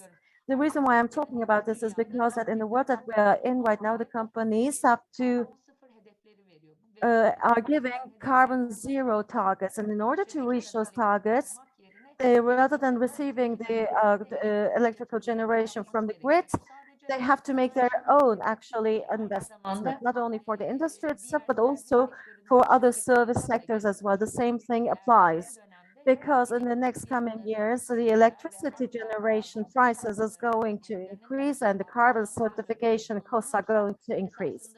And as a result of this, we definitely need to be talking about and take the electricity prices under control from today. It's very critical. And the companies have a point in order to understand the point of views of the companies, we came together. And in the next coming period of time, I suppose all the investments about this is going to be speeded up. And of course, different types of loan structures can be provided by the banks. There are a lot of things that we have to do, but what's more important here, that we have a common commitment here. And in the last report that BDDK published, it says that there are 3 different groups in which the Turkish banks are accumulated. One is banks that can develop capacity in environment at about 60% and are related with international banks. And the second one is the banks that have a 15% of a share and has a certain amount of capacity. And there's also a third group, and their sectoral shares at about 25%. And there are those who didn't actually create any kind of a capacity and weren't active. So that is to say, there is an unhomogeneous situation, and we need to actually standardize this. And that's the reason why the regulators have to be working on this. Thank you very much. You were talking about the model change. You have mentioned the model changes in the current world, and this linear model, everyone is already familiar to this. There's this a way of doing business. Normally, we were taking the raw material from nature and we were consuming it, and the wastes were just released into the nature without sending them to the recycling. For many years, the economy of the world went in this way, but right now there is a circular economy, not the linear economy, and the circular economy is a different way of conducting our business. Right now, wastes are not like trashes for us. Wastes are also inputs. Materials are always in the use. So the sole purpose is to use sources effectively and give less harm to the nature. So in the circular economic model, all the wastes are recycled, that they can be used as raw materials for other production cycles. So from this onwards, maybe there are a lot of things that we need to discuss. We have listened to Turkish bankers right now. We will listen to the World Bank experience. I'd like to give the floor to Laurent Debrou. You are the Sustainable Development Sector Leader. Climate change. What does climate change mean for World Bank? To what extent is it important? Because when we think of finance, normally we are looking at this kind of huge financial institutions like you. The floor is yours. What can you say? Thank you very much, Servet Bey, and good afternoon again to everyone. It's a real honor to be part of this high-level panel. So let me provide a straightforward answer to your question. Climate change is at the core of the World Bank's work globally and in Turkey, together with our sister organization, the International Finance Corporation. The World Bank Group is the largest financier of climate action in developing countries, with over $26 billion in 2021. Last year, in June 2021, the World Bank Group adopted a new climate change action plan, which is now guiding our partnership with client countries around the world, and it includes 3 main pillars. First, the bank decided to increase the share of its climate co-benefits to 35%. That means that 35% of all financing flows from the World Bank will directly contribute to climate action. That is the $26 billion I just mentioned last year. And of this, half of it is going to climate adaptation to protect people and local economies against climate shocks. The second pillar is that one step further, starting July 22, in 1 month actually, the bank will align all its new financing with the objectives of the Paris Agreement. So this is a little bit like my colleague from EBRD mentioned, all new projects will be entirely aligned with the Paris Agreement. And to give an idea, last year, the total World Bank Group new commitments amounted to $90 billion worldwide. The third pillar of the new action plan, my apologies, is that the bank will support countries in implementing and updating their nationally determined contributions, the NDCs, and their long-term strategies, LTS. The Climate Change Action Plan also introduces a new core diagnostic tool, which we call the Country Climate and Development Report. So the acronym is CCDR. It aims to explore the interplay between climate and development and to help countries identify high-impact climate actions in line with their national development goals. The CCDR tool will be deployed systematically in all countries around the world. And I'm very happy to stress that Turkey is among the first pilot countries, and therefore Turkey's experience will set a precedent worldwide. Early findings of the Turkey CCDR were presented at the National Climate Council in Konya last February, and we hope the final report will be ready for publication very soon. So in Turkey, the World Bank finances a vibrant portfolio of investment projects worth almost $7 billion. We believe that Turkey's ratification of the Paris Agreement and the adoption of a net zero target by 2053 do provide a strong foundation for long-term economic growth. At government's request, the climate focus of our portfolio in Turkey continues to increase. We just approved a new climate smart agriculture project in the amount of $350 million 2 months ago. And in addition to investment projects, we also undertake a series of analytical and advisory work in areas like low carbon development, impact of EU Green Deal, and circular economy. So we just published a paper on unlocking green finance in Turkey. It is available online, and we will soon publish a similar paper on climate adaptation.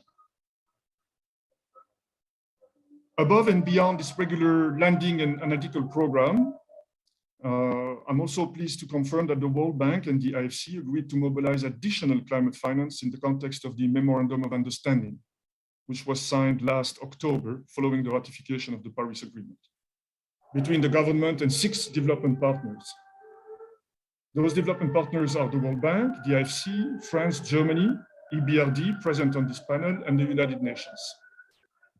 Under the MOU, the World Bank will mobilize an additional envelope of $2 billion over the next 3 years. And the MOU pipeline of projects may include areas like renewable energy, especially solar PV, energy efficiency, green finance, green institutions, forest fires prevention, water circularity, and flood management, among others.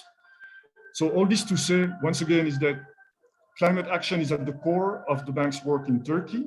And as you rightly pointed out, climate change is only the tip of the iceberg. There is a deeper transformation coming up, especially in the context of the EU Green Deal circular economy. It's about circular economy, Farm to Fork policies, and sustainable products initiative, but I will probably talk about that in the second part of this panel. Thank you very much.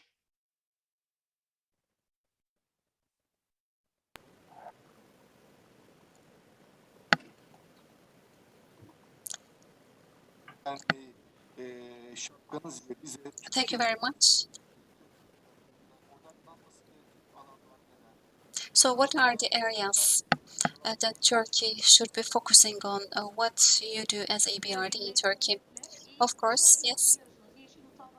As you all know, under the framework of Green Deal, as the carbon-intense sectors, iron, steel, aluminium, fertilizer sectors are the prioritized areas, and these sectors are going to be expanded as well.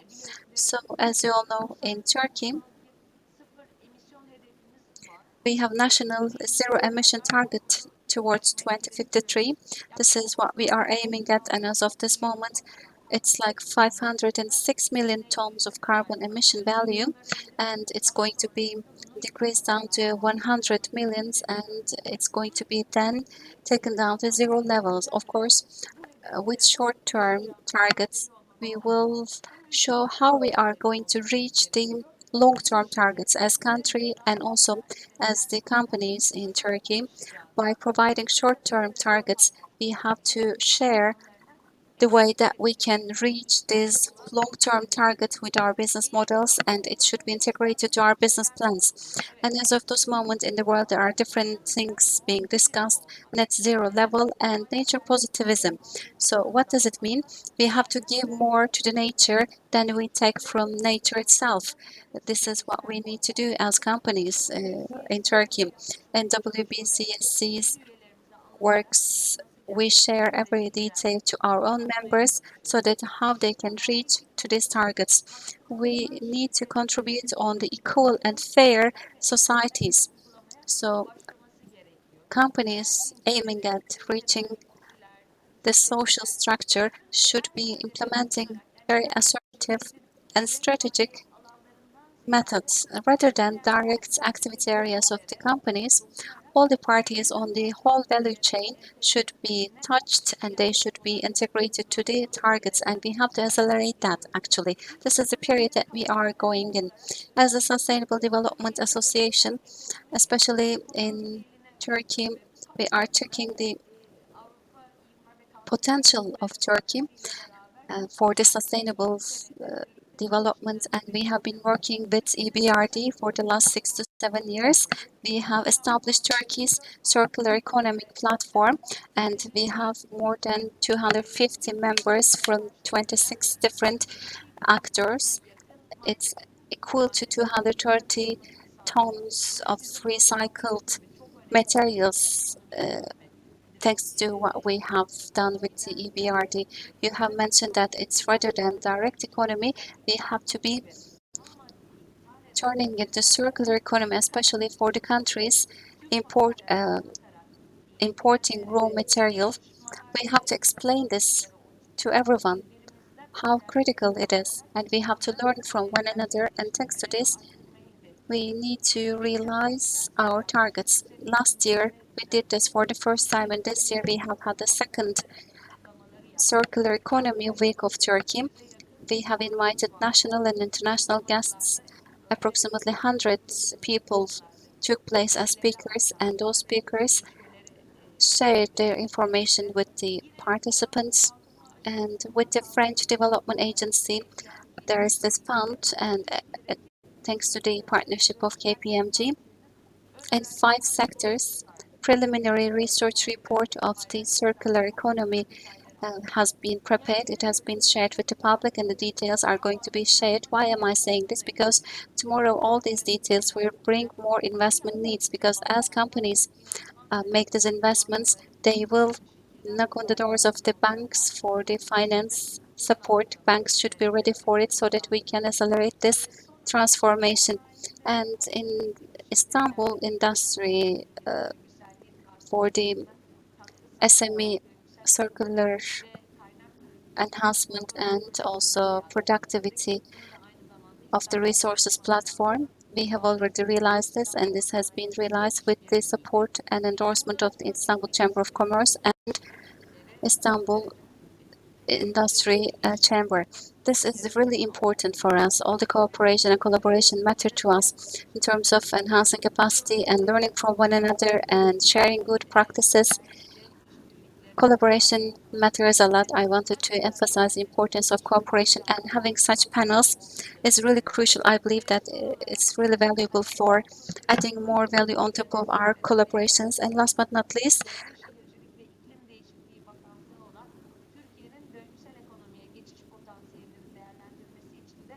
for the evaluation of Turkey's circular economy transition, we have initiated a project where the beneficiary is the Ministry of Environment and Urbanization and Climate Change.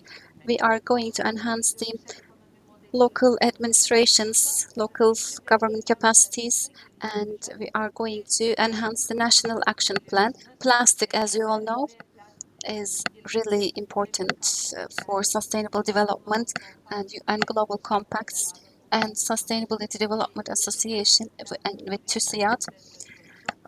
Business World Plastic enterprise has been initiated. So companies have already committed to make enhancements on the plastic side, and we will do our best working with you.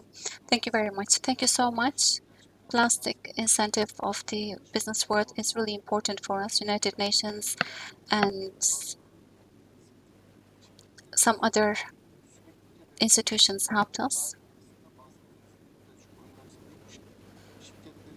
While companies' visions and purposes are making it obligatory to take responsibilities. This is really important for sustainable future, and companies right now have taken responsibilities for the world. So commitments are focusing on some certain areas based on the activity areas of the companies. Those priority areas could change, but let's say if it's a package producing company, then the raw materials for package preparation should be used for recycling, and for this package preparation recyclable materials must be used, and this is a commitment. And also increasing the water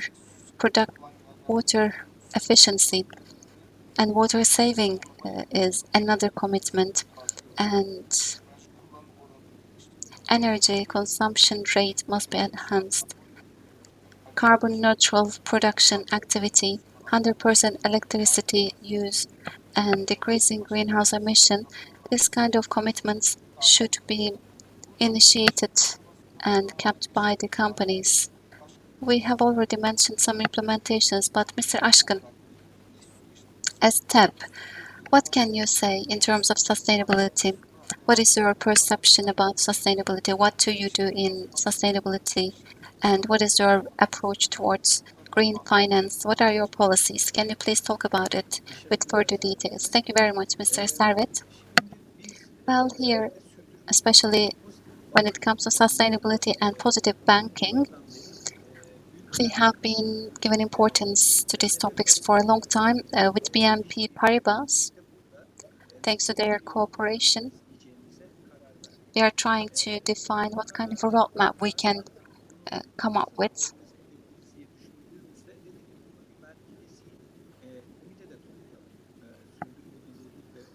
And we have asked a stakeholder committee. So we wanted this committee to work on sustainability, and on the other side, we wanted to coordinate social responsibility and social benefit projects. So there are 3 subcommittees under the stakeholder committee. So underneath the stakeholder participation committee, there is a social and societal subcommittee, and the second one is again economic committee. This is how we define, including green credits. And the third subcommittee is the environmental committee. Environmental committee is related to positive effect over nature, and it follows our carbon footprint. And while it follows us,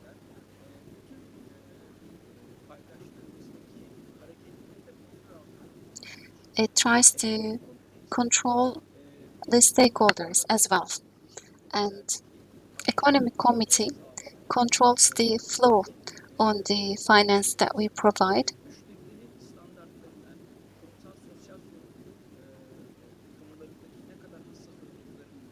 And it also evaluates the standards of the customers, and it then takes them into the crediting processes.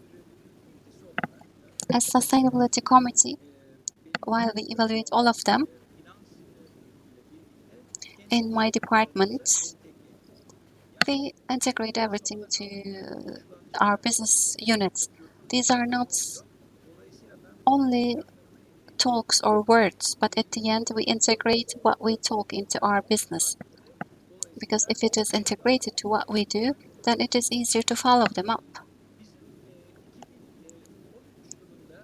In 2013, we initiated an entrepreneurship banking project, and we conduct this project with the Turkish Exporters Assembly.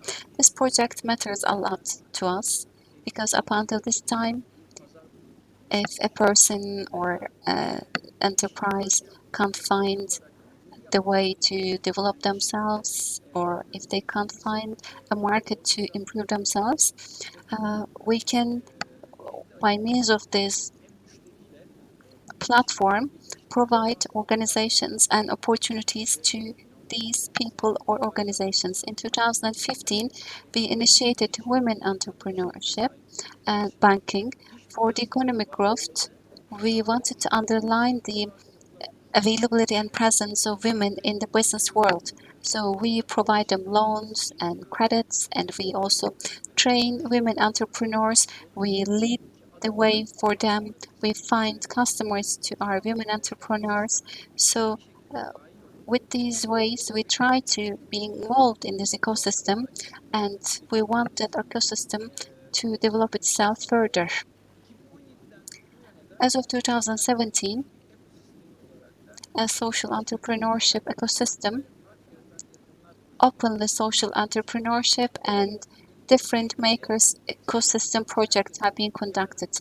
Each and every investment on nature will come with more benefits in the future for us. We believe that it's going to be much more positive for all the creators in the world, and we are really aware of the responsibilities weigh on our shoulders.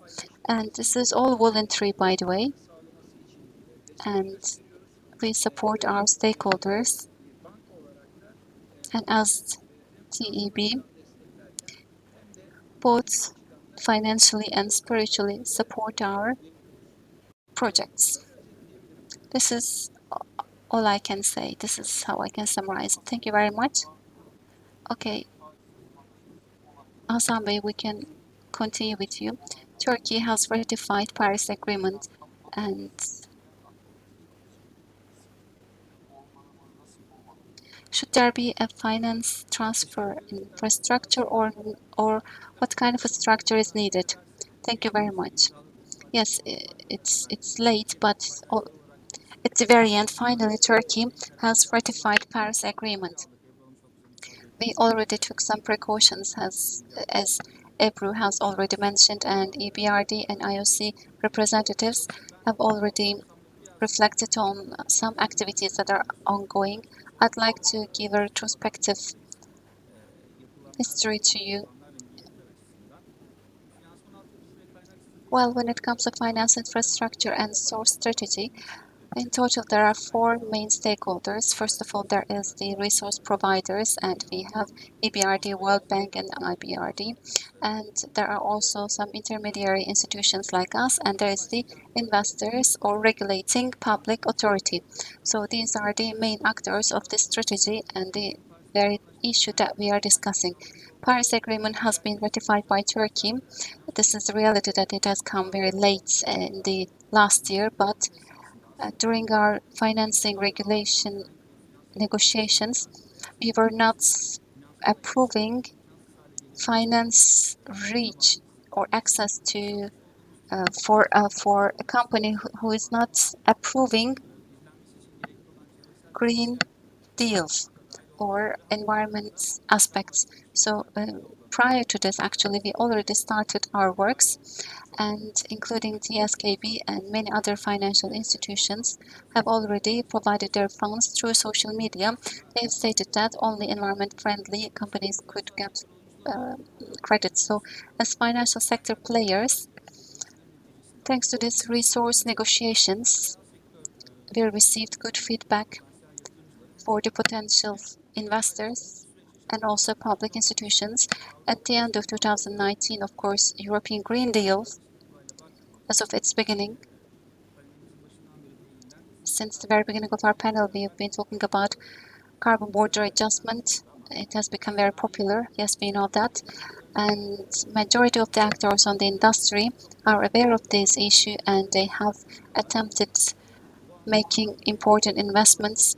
So in this respect, we provide funds that are in line with the Green Deal and contributing to circular economy trends. We make plans and also designs for these purposes. We are still carrying out our interviews and negotiations with our potential partners. As the banking sector players, bankers and also regulators, they should have the common language for green financing. So what do I mean by this? Let's say there is a green assets performance criteria, as I'm sure you know this concept. So green asset performance criteria. And as financial institutions,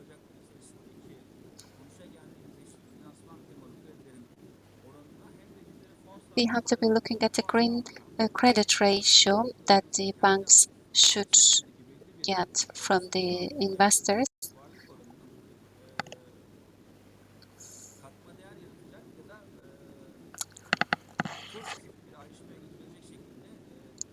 So this should be taken into consideration by the authorities in a way that it can contribute on the value that it adds. And so when we have a look at the credit classification, normally we are doing the balance sheet management of it, but over 90% of our finance goes to green financing. If it is understood positively by the regulators, it is going to be much more possible for us to provide more funds to environmental friendly companies. And in July 2021, by the Ministry of Finance, after Green Deal's action plan, ecosystem has been tried to be developed till the end of the 2023, and some working groups were also established under the ministry's framework, and our bank was also taking part in this working groups. And also after our country became a party to this agreement, MOU was undersigned. If you remember that, it's approximately $3.2 billion of investment value. And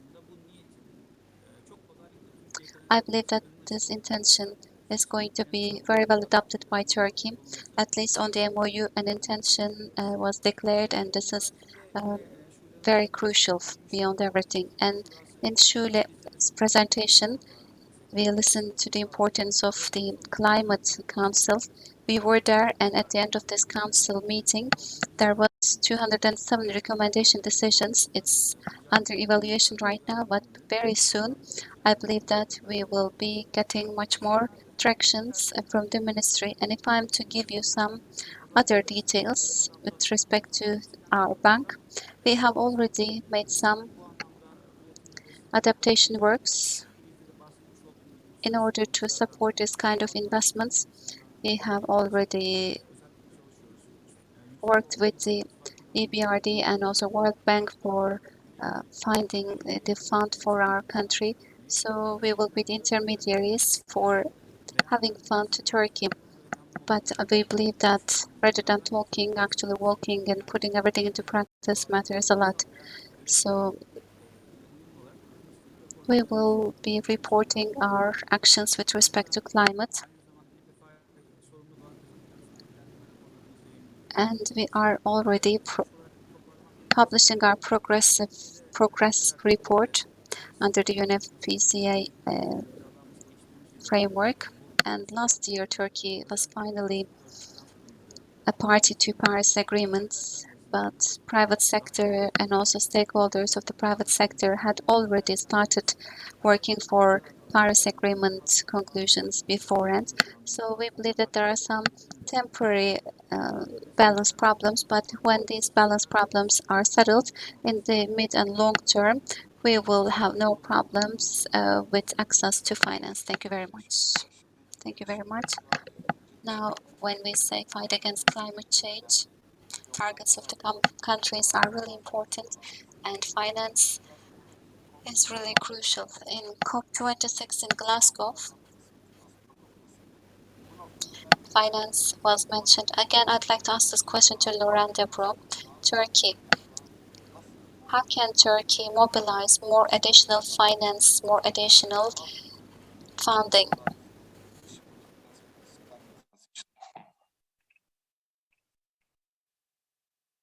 is also very straightforward.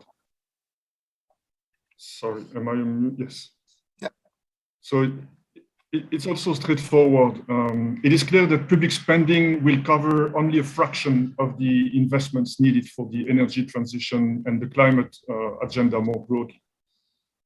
Therefore, Turkey will need to find ways to incentivize a private sector-led green transformation. So the main challenge here will be for the government to create an enabling environment for private investors, both domestic investors and international investors. And of course, there may be multiple ways of doing this, and I would like to touch upon 4 potential instruments.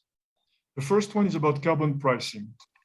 At the World Bank, we believe that introducing a comprehensive national emission trading system, ETS, would greatly benefit the Turkish economy. It would enhance the competitiveness of Turkish firms and reward those which have higher climate ambitions. It would also be a wise strategy in response to the EU Green Deal carbon border adjustment mechanism. Why? Let's keep in mind that the EU is proposing that domestic carbon pricing in exporting countries like Turkey would be taken into account, and EU would deduct the domestic carbon price from the CBAM that they would apply. So in this way, a Turkish ETS would reduce the CBAM cost that is applied to Turkish exports and therefore would make them more competitive, in addition to reducing their carbon content. So for this reason, the World Bank has been supporting the development of carbon pricing and an ETS in Turkey under the Partnership for Market Readiness, and will continue to do so under the Partnership for Market Implementation. We're very glad that Turkey already piloted an MRV, monitoring, reporting, and verification system in key sectors, and developed the institutional and technical framework for ETS. An important step would be to adopt the new climate law, which we understand is currently being reviewed. A second instrument that we have in the toolbox is about fiscal reforms and carbon taxes. Our economists believe that elements of Turkey's fiscal regime could be redesigned to better support climate objectives. And they see opportunities, for example, in extending carbon taxes or pollution taxes to untaxed sources, such as coal and gas used for electricity. The second area would be about removing subsidies for fossil fuels, which has been mentioned previously in this conversation. And a third area would be reconsidering tax exemptions that incentivize fossil fuel use and represent a burden on the public budget. A third option, in addition to ETS and fiscal reforms, is about auctions. We believe that auctions would help meet the cost of renewable energy investments, as long as they're transparent and competitive, of course. International experience show that such auction schemes may effectively bring down the renewable energy tariffs, reaching grid parity with coal power plants and eliminating the need for subsidies. The recently launched renewable energy auction in Turkey is an encouraging step in the right direction and could replace completely the feed-in tariffs in solar and wind, which would be a great step. And number fourth type of instrument, of course, is about green finance. There is a whole range of well-known financial instruments that can help leverage private investment by de-risking those investments. Those instruments include guarantees, insurance, first loss capital, loan loss reserves. Other more innovative instruments may include project bonds, asset-backed securities, green mortgage loans, sustainably linked loans, and green funds. All these have potential in the medium run. But at the end of the day, a stable, transparent, and credible policy framework would be essential for scaling up green finance in Turkey. And what could be the elements of such a policy framework? First, adopting a green taxonomy would be useful. Second, strengthening the capacity of financial regulators to assess climate risks. Third, strengthening the mandate and the guarantee mechanisms of national development banks. And number 4, supporting pilot transactions and investment platforms. Our experts see that the United Kingdom's green finance strategy can be quoted as an example. And all these issues are being discussed in more details in the thematic paper on unlocking green finance, which I mentioned earlier in this panel and was published in February and is available online. Now, a few questions when we look at this toolbox of financial instruments is how those various tools can be combined together and form an optimal policy mix. It's not about using only one exclusive of the others, it's about combining them. Second, how the revenues could be most effectively recycled into the Turkish economy, for example, to support clean energy or other green investments. And third, how potential impacts on poor people can be cushioned. So I will close by saying that the ratification of Paris Agreement and the announcement of a net zero target by 2053 are landmarks decisions by Turkey. They will be good for the Turkish economy. Moving forward, we believe it's also important to adopt quickly new and ambitious NDC and LTS, consistent with the net zero target. We believe that strong NDCs and LTS will foster investors' confidence, and they will attract additional climate finance to Turkey, both from public and private sources. So when it comes to NDC, LTS, two important elements would be a clear strategy for coal phase out or coal phase down. And our calculations show that new coal investments are not part of a least cost energy plan for Turkey, regardless of carbon considerations. And second, it would also be important to have clear measures to ensure that the climate transition or the green transition more broadly is just, in the sense that it maximizes the benefits across all segments of society, that it looks at developing skills and mitigating the impacts on poor and vulnerable people. We are working closely with government agencies in all these areas. And finally, I would like to reiterate again that this discussion on climate is extremely important, but it is only the tip of the iceberg. The circular economy agenda, including the Farm to Fork policy and the sustainable product initiatives under the EU Green Deal, are the early signs of a deeper economic transformation that potentially could benefit the Turkish economy because of the links between Turkey and the EU in terms of trade that we have mentioned before. And therefore, this green transformation, we believe, is good for the Turkish people and the Turkish economy. Going green is a good business strategy for Turkey.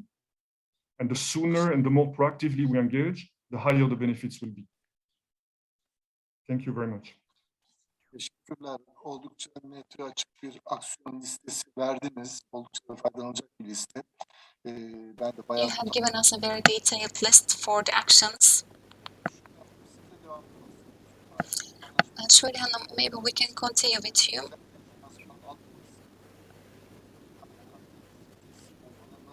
So there should be a resource transfer strategy, and how can we support this transfer of sources as EBRD? Can you please elaborate on EBRD's role? Okay, when we think of the finance part, it's been mentioned beforehand by Laurent and Hassan as well. And everything should be started from top down, bottom. Country strategies must be defined. We are expecting the climate law to be issued. This is what we are expecting right now. And also the action plan should be implemented after the council meeting in Konya. Before it is announced, strategies can't be settled. It's not possible to know the strategies before, and it's not possible. Yes, everyone does certain things. However, it's not happening in a coordinated manner. And in order to reach 2053 target, having some strategies, first and foremost, targets and actions should be defined by our state. It should be clarified by the state. And secondly, regulation should follow it. If there are amendments or changes on the law, it should follow the law enactment, and especially some players on the sector should be supported for taking further steps in this respect. It's not possible to do this by only states itself. It's not possible for state to finance it. If we talk about sustainable transformation, green transformation, if we think that it can only be done with the incentives provided by the state, then it's a big failure. It means that we are mistaken, because there is responsibility on the shoulder of every stakeholder, even the ordinary citizen on the streets, to the producers and service companies and governments and municipalities, local and international, all people.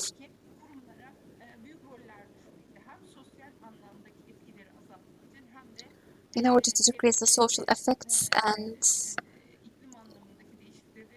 for the law and climate action effects. When we say green transformation should be at the very core, and around that core there should be supplementary transformative policy items. Of course, there is high cost of it, and you have already stated this in the very beginning, till $4 billion of taxation burden will be brought by the European Green Deal. Yes, that is correct. Turkey is going to be affected by the European Green Deals very severely. We know that. Very soon we paid a visit to Ministry of Environment and Urbanization, and we had the CBAM workshop, including steel sector. We also invited other affected sectors, aluminum, cement, and fertilizers as well.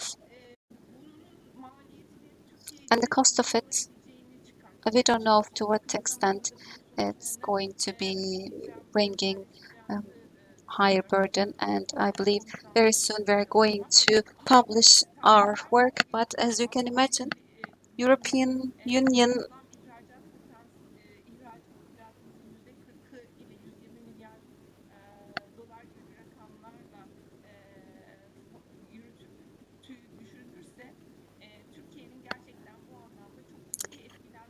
is going to affect Turkey with the Green Deal. When you think of the total exportation volume and the number, which is like 140 billion and 35% in total, some strategies of the state should be issued. This is the first and foremost important thing. After determining our strategies, roadmap should be prepared.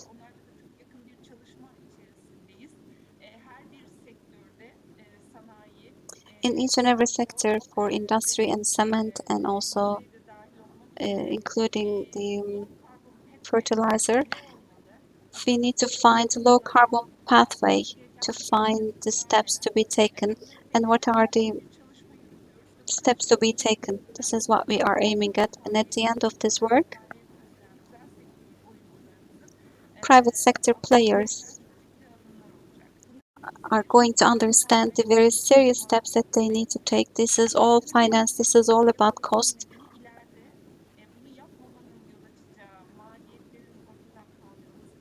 But of course, paying for this cost is going to eliminate the risks of the climate change, and it's going to compensate and minimize the risks of the losses triggered by the climate change. This is really important. And when we say green transformation, it's not only about green energy and using the green energy. It's not possible to have a low carbon pathway just by producing green energy. In each and every step in our lives, we have to use minimum water, we have to use minimum source, we have to maximize the use of wastes.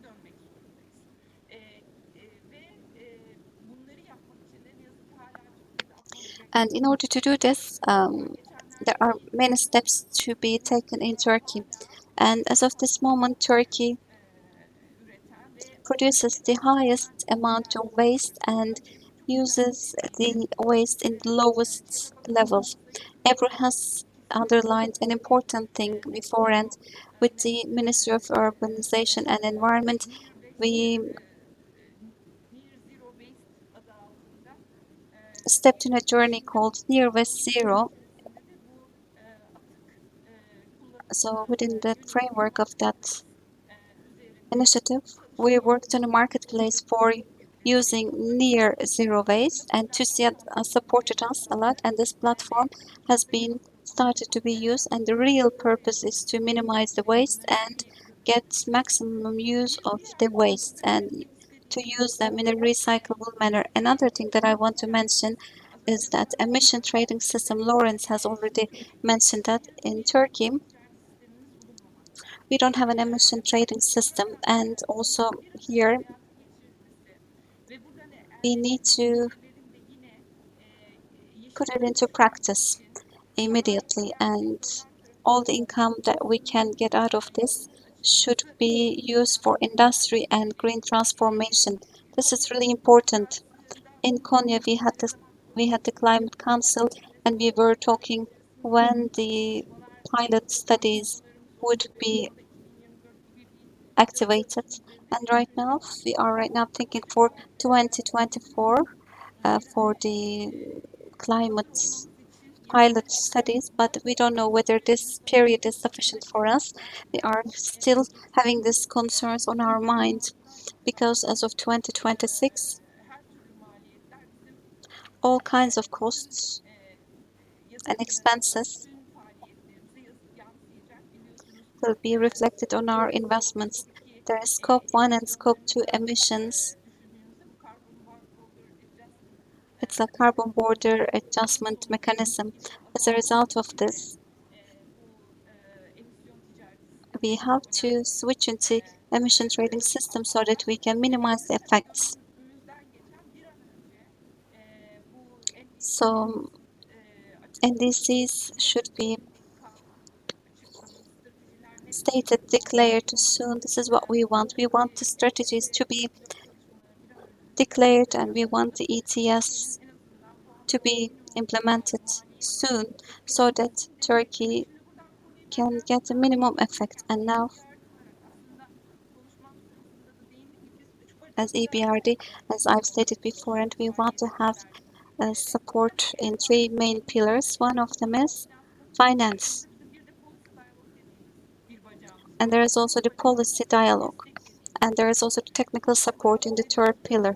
When we say policy dialogue, it's in Ankara and in the relevant ministries with the regulatory organizations. We carry out some works, and this consists of the first pillar.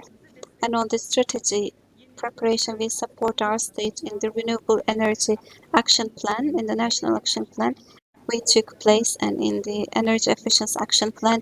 As EBRD, we supported Ministry of Energy, and we also work with the Ministry of Environment and Urbanization for CBAM and near zero waste. And there's a lot of other important areas that I can't mention right now. And we also work with the Ministry of Industry for the low carbon pathway. So our purpose is to provide help to the state so that government can take correct steps for the future, and we bring along some experts and we also work with them, and at the end of this we can have action plans. And the other part is the technical support part, and in the technical support we are trying to build capacity and knowledge, and actions should be put into implementation. And for those actions to be implemented for the SMEs and the private sector and the municipalities, we have to be sure that sufficient knowledge must be available, but it's very natural that they don't have the sufficient information and knowledge. So with the technical support that we provide, by the way, these are funded by some grant funds.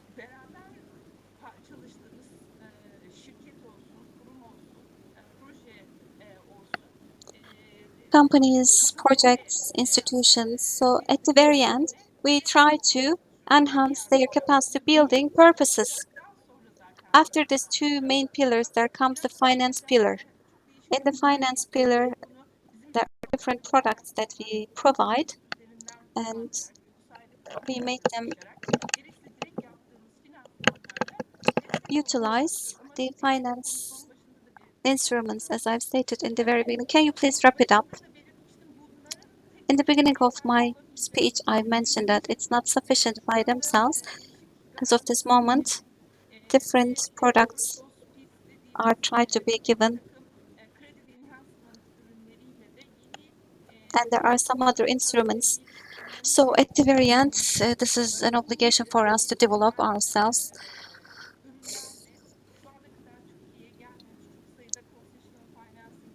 Concessional financings are going to be available in Turkey after we develop ourselves. Corporate investors are going to be available afterwards if we can utilize our efforts.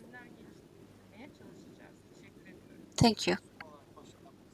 Okay, Başaran, we need to conclude the session with you. We have talked about the costs, and we talked about the costs for the renewable energy activation. So based on your comments, we can conclude our session. Thank you very much, Mr. Servet.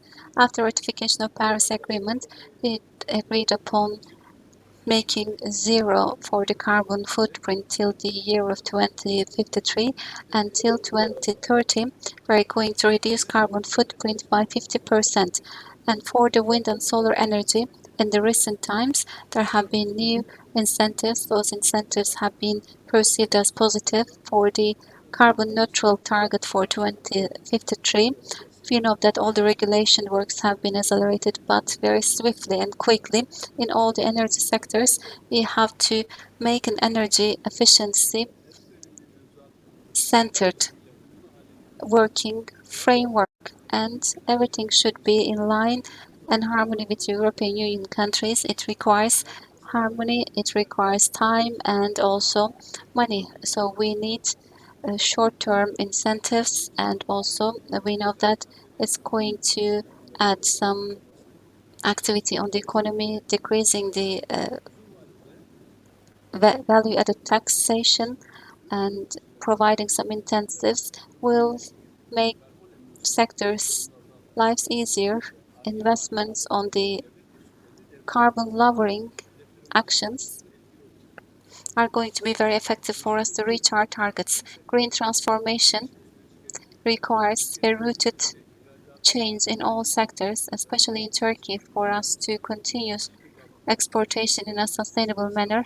Exporters should be able to reach finance. This is very critical. Over 100,000 exporters are member to our assembly, and as the exporters assembly, we know that Green Deal is very crucial, and in order to pave the way for our exporters, under the cooperation of 61 Exporters Union with the representation of 27 sectoral departments, along with the academy and sectoral representatives, we held consultancy meeting as Turkish Exporters Assembly. We are conducting our works very swiftly, and last year we have already shared our activity plans with the public. Till 2053, unless financing is accessible for new investment nature, exporters will be having difficulties, and as Exporters Assembly we are aware of this. In the beginning of this year, for the green transformation purposes, we made an analysis in order to understand where we were for this transformation, in order for the exporters to get maximum use of this Green Deal, green transformation. We held meetings in order to raise awareness on the exporters' mind.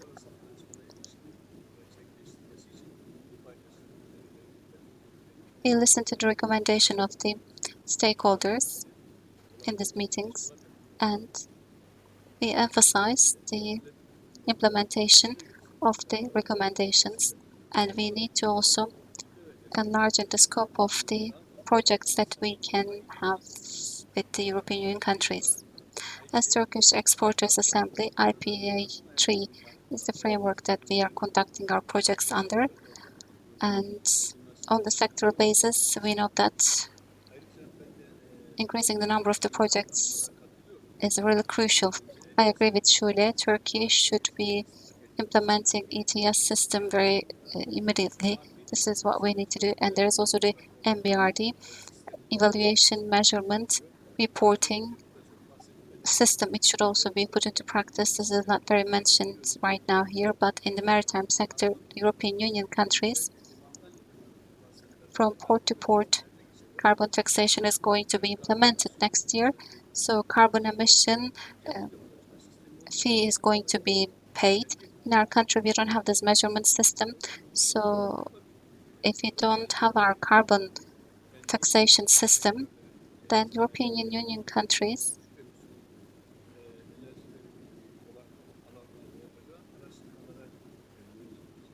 will track this amount to some areas that they can work with. So there's going to be unfair competition, and if we can do similar things, maritime sector will be supported.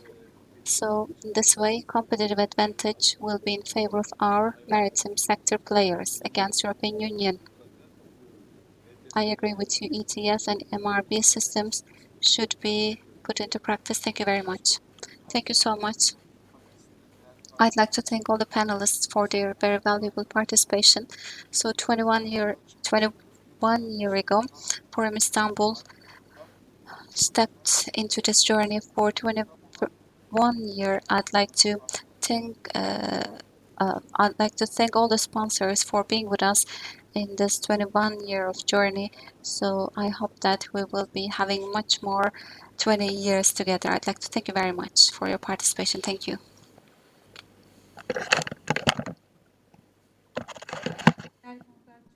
Esteemed participants, we would like to thank all the panelists once again. Thank you very much. And tomorrow we will be with you again at 10 a.m. We'll be talking about the differences made by women after the first Turkish coffee talk. Turkey Green Production Base will be the title of the first session. Then we are going to have another Turkish coffee talk. After that, we will be talking about agriculture 5.0, the future of agriculture and agricultural sector. See you tomorrow. Thank you very much.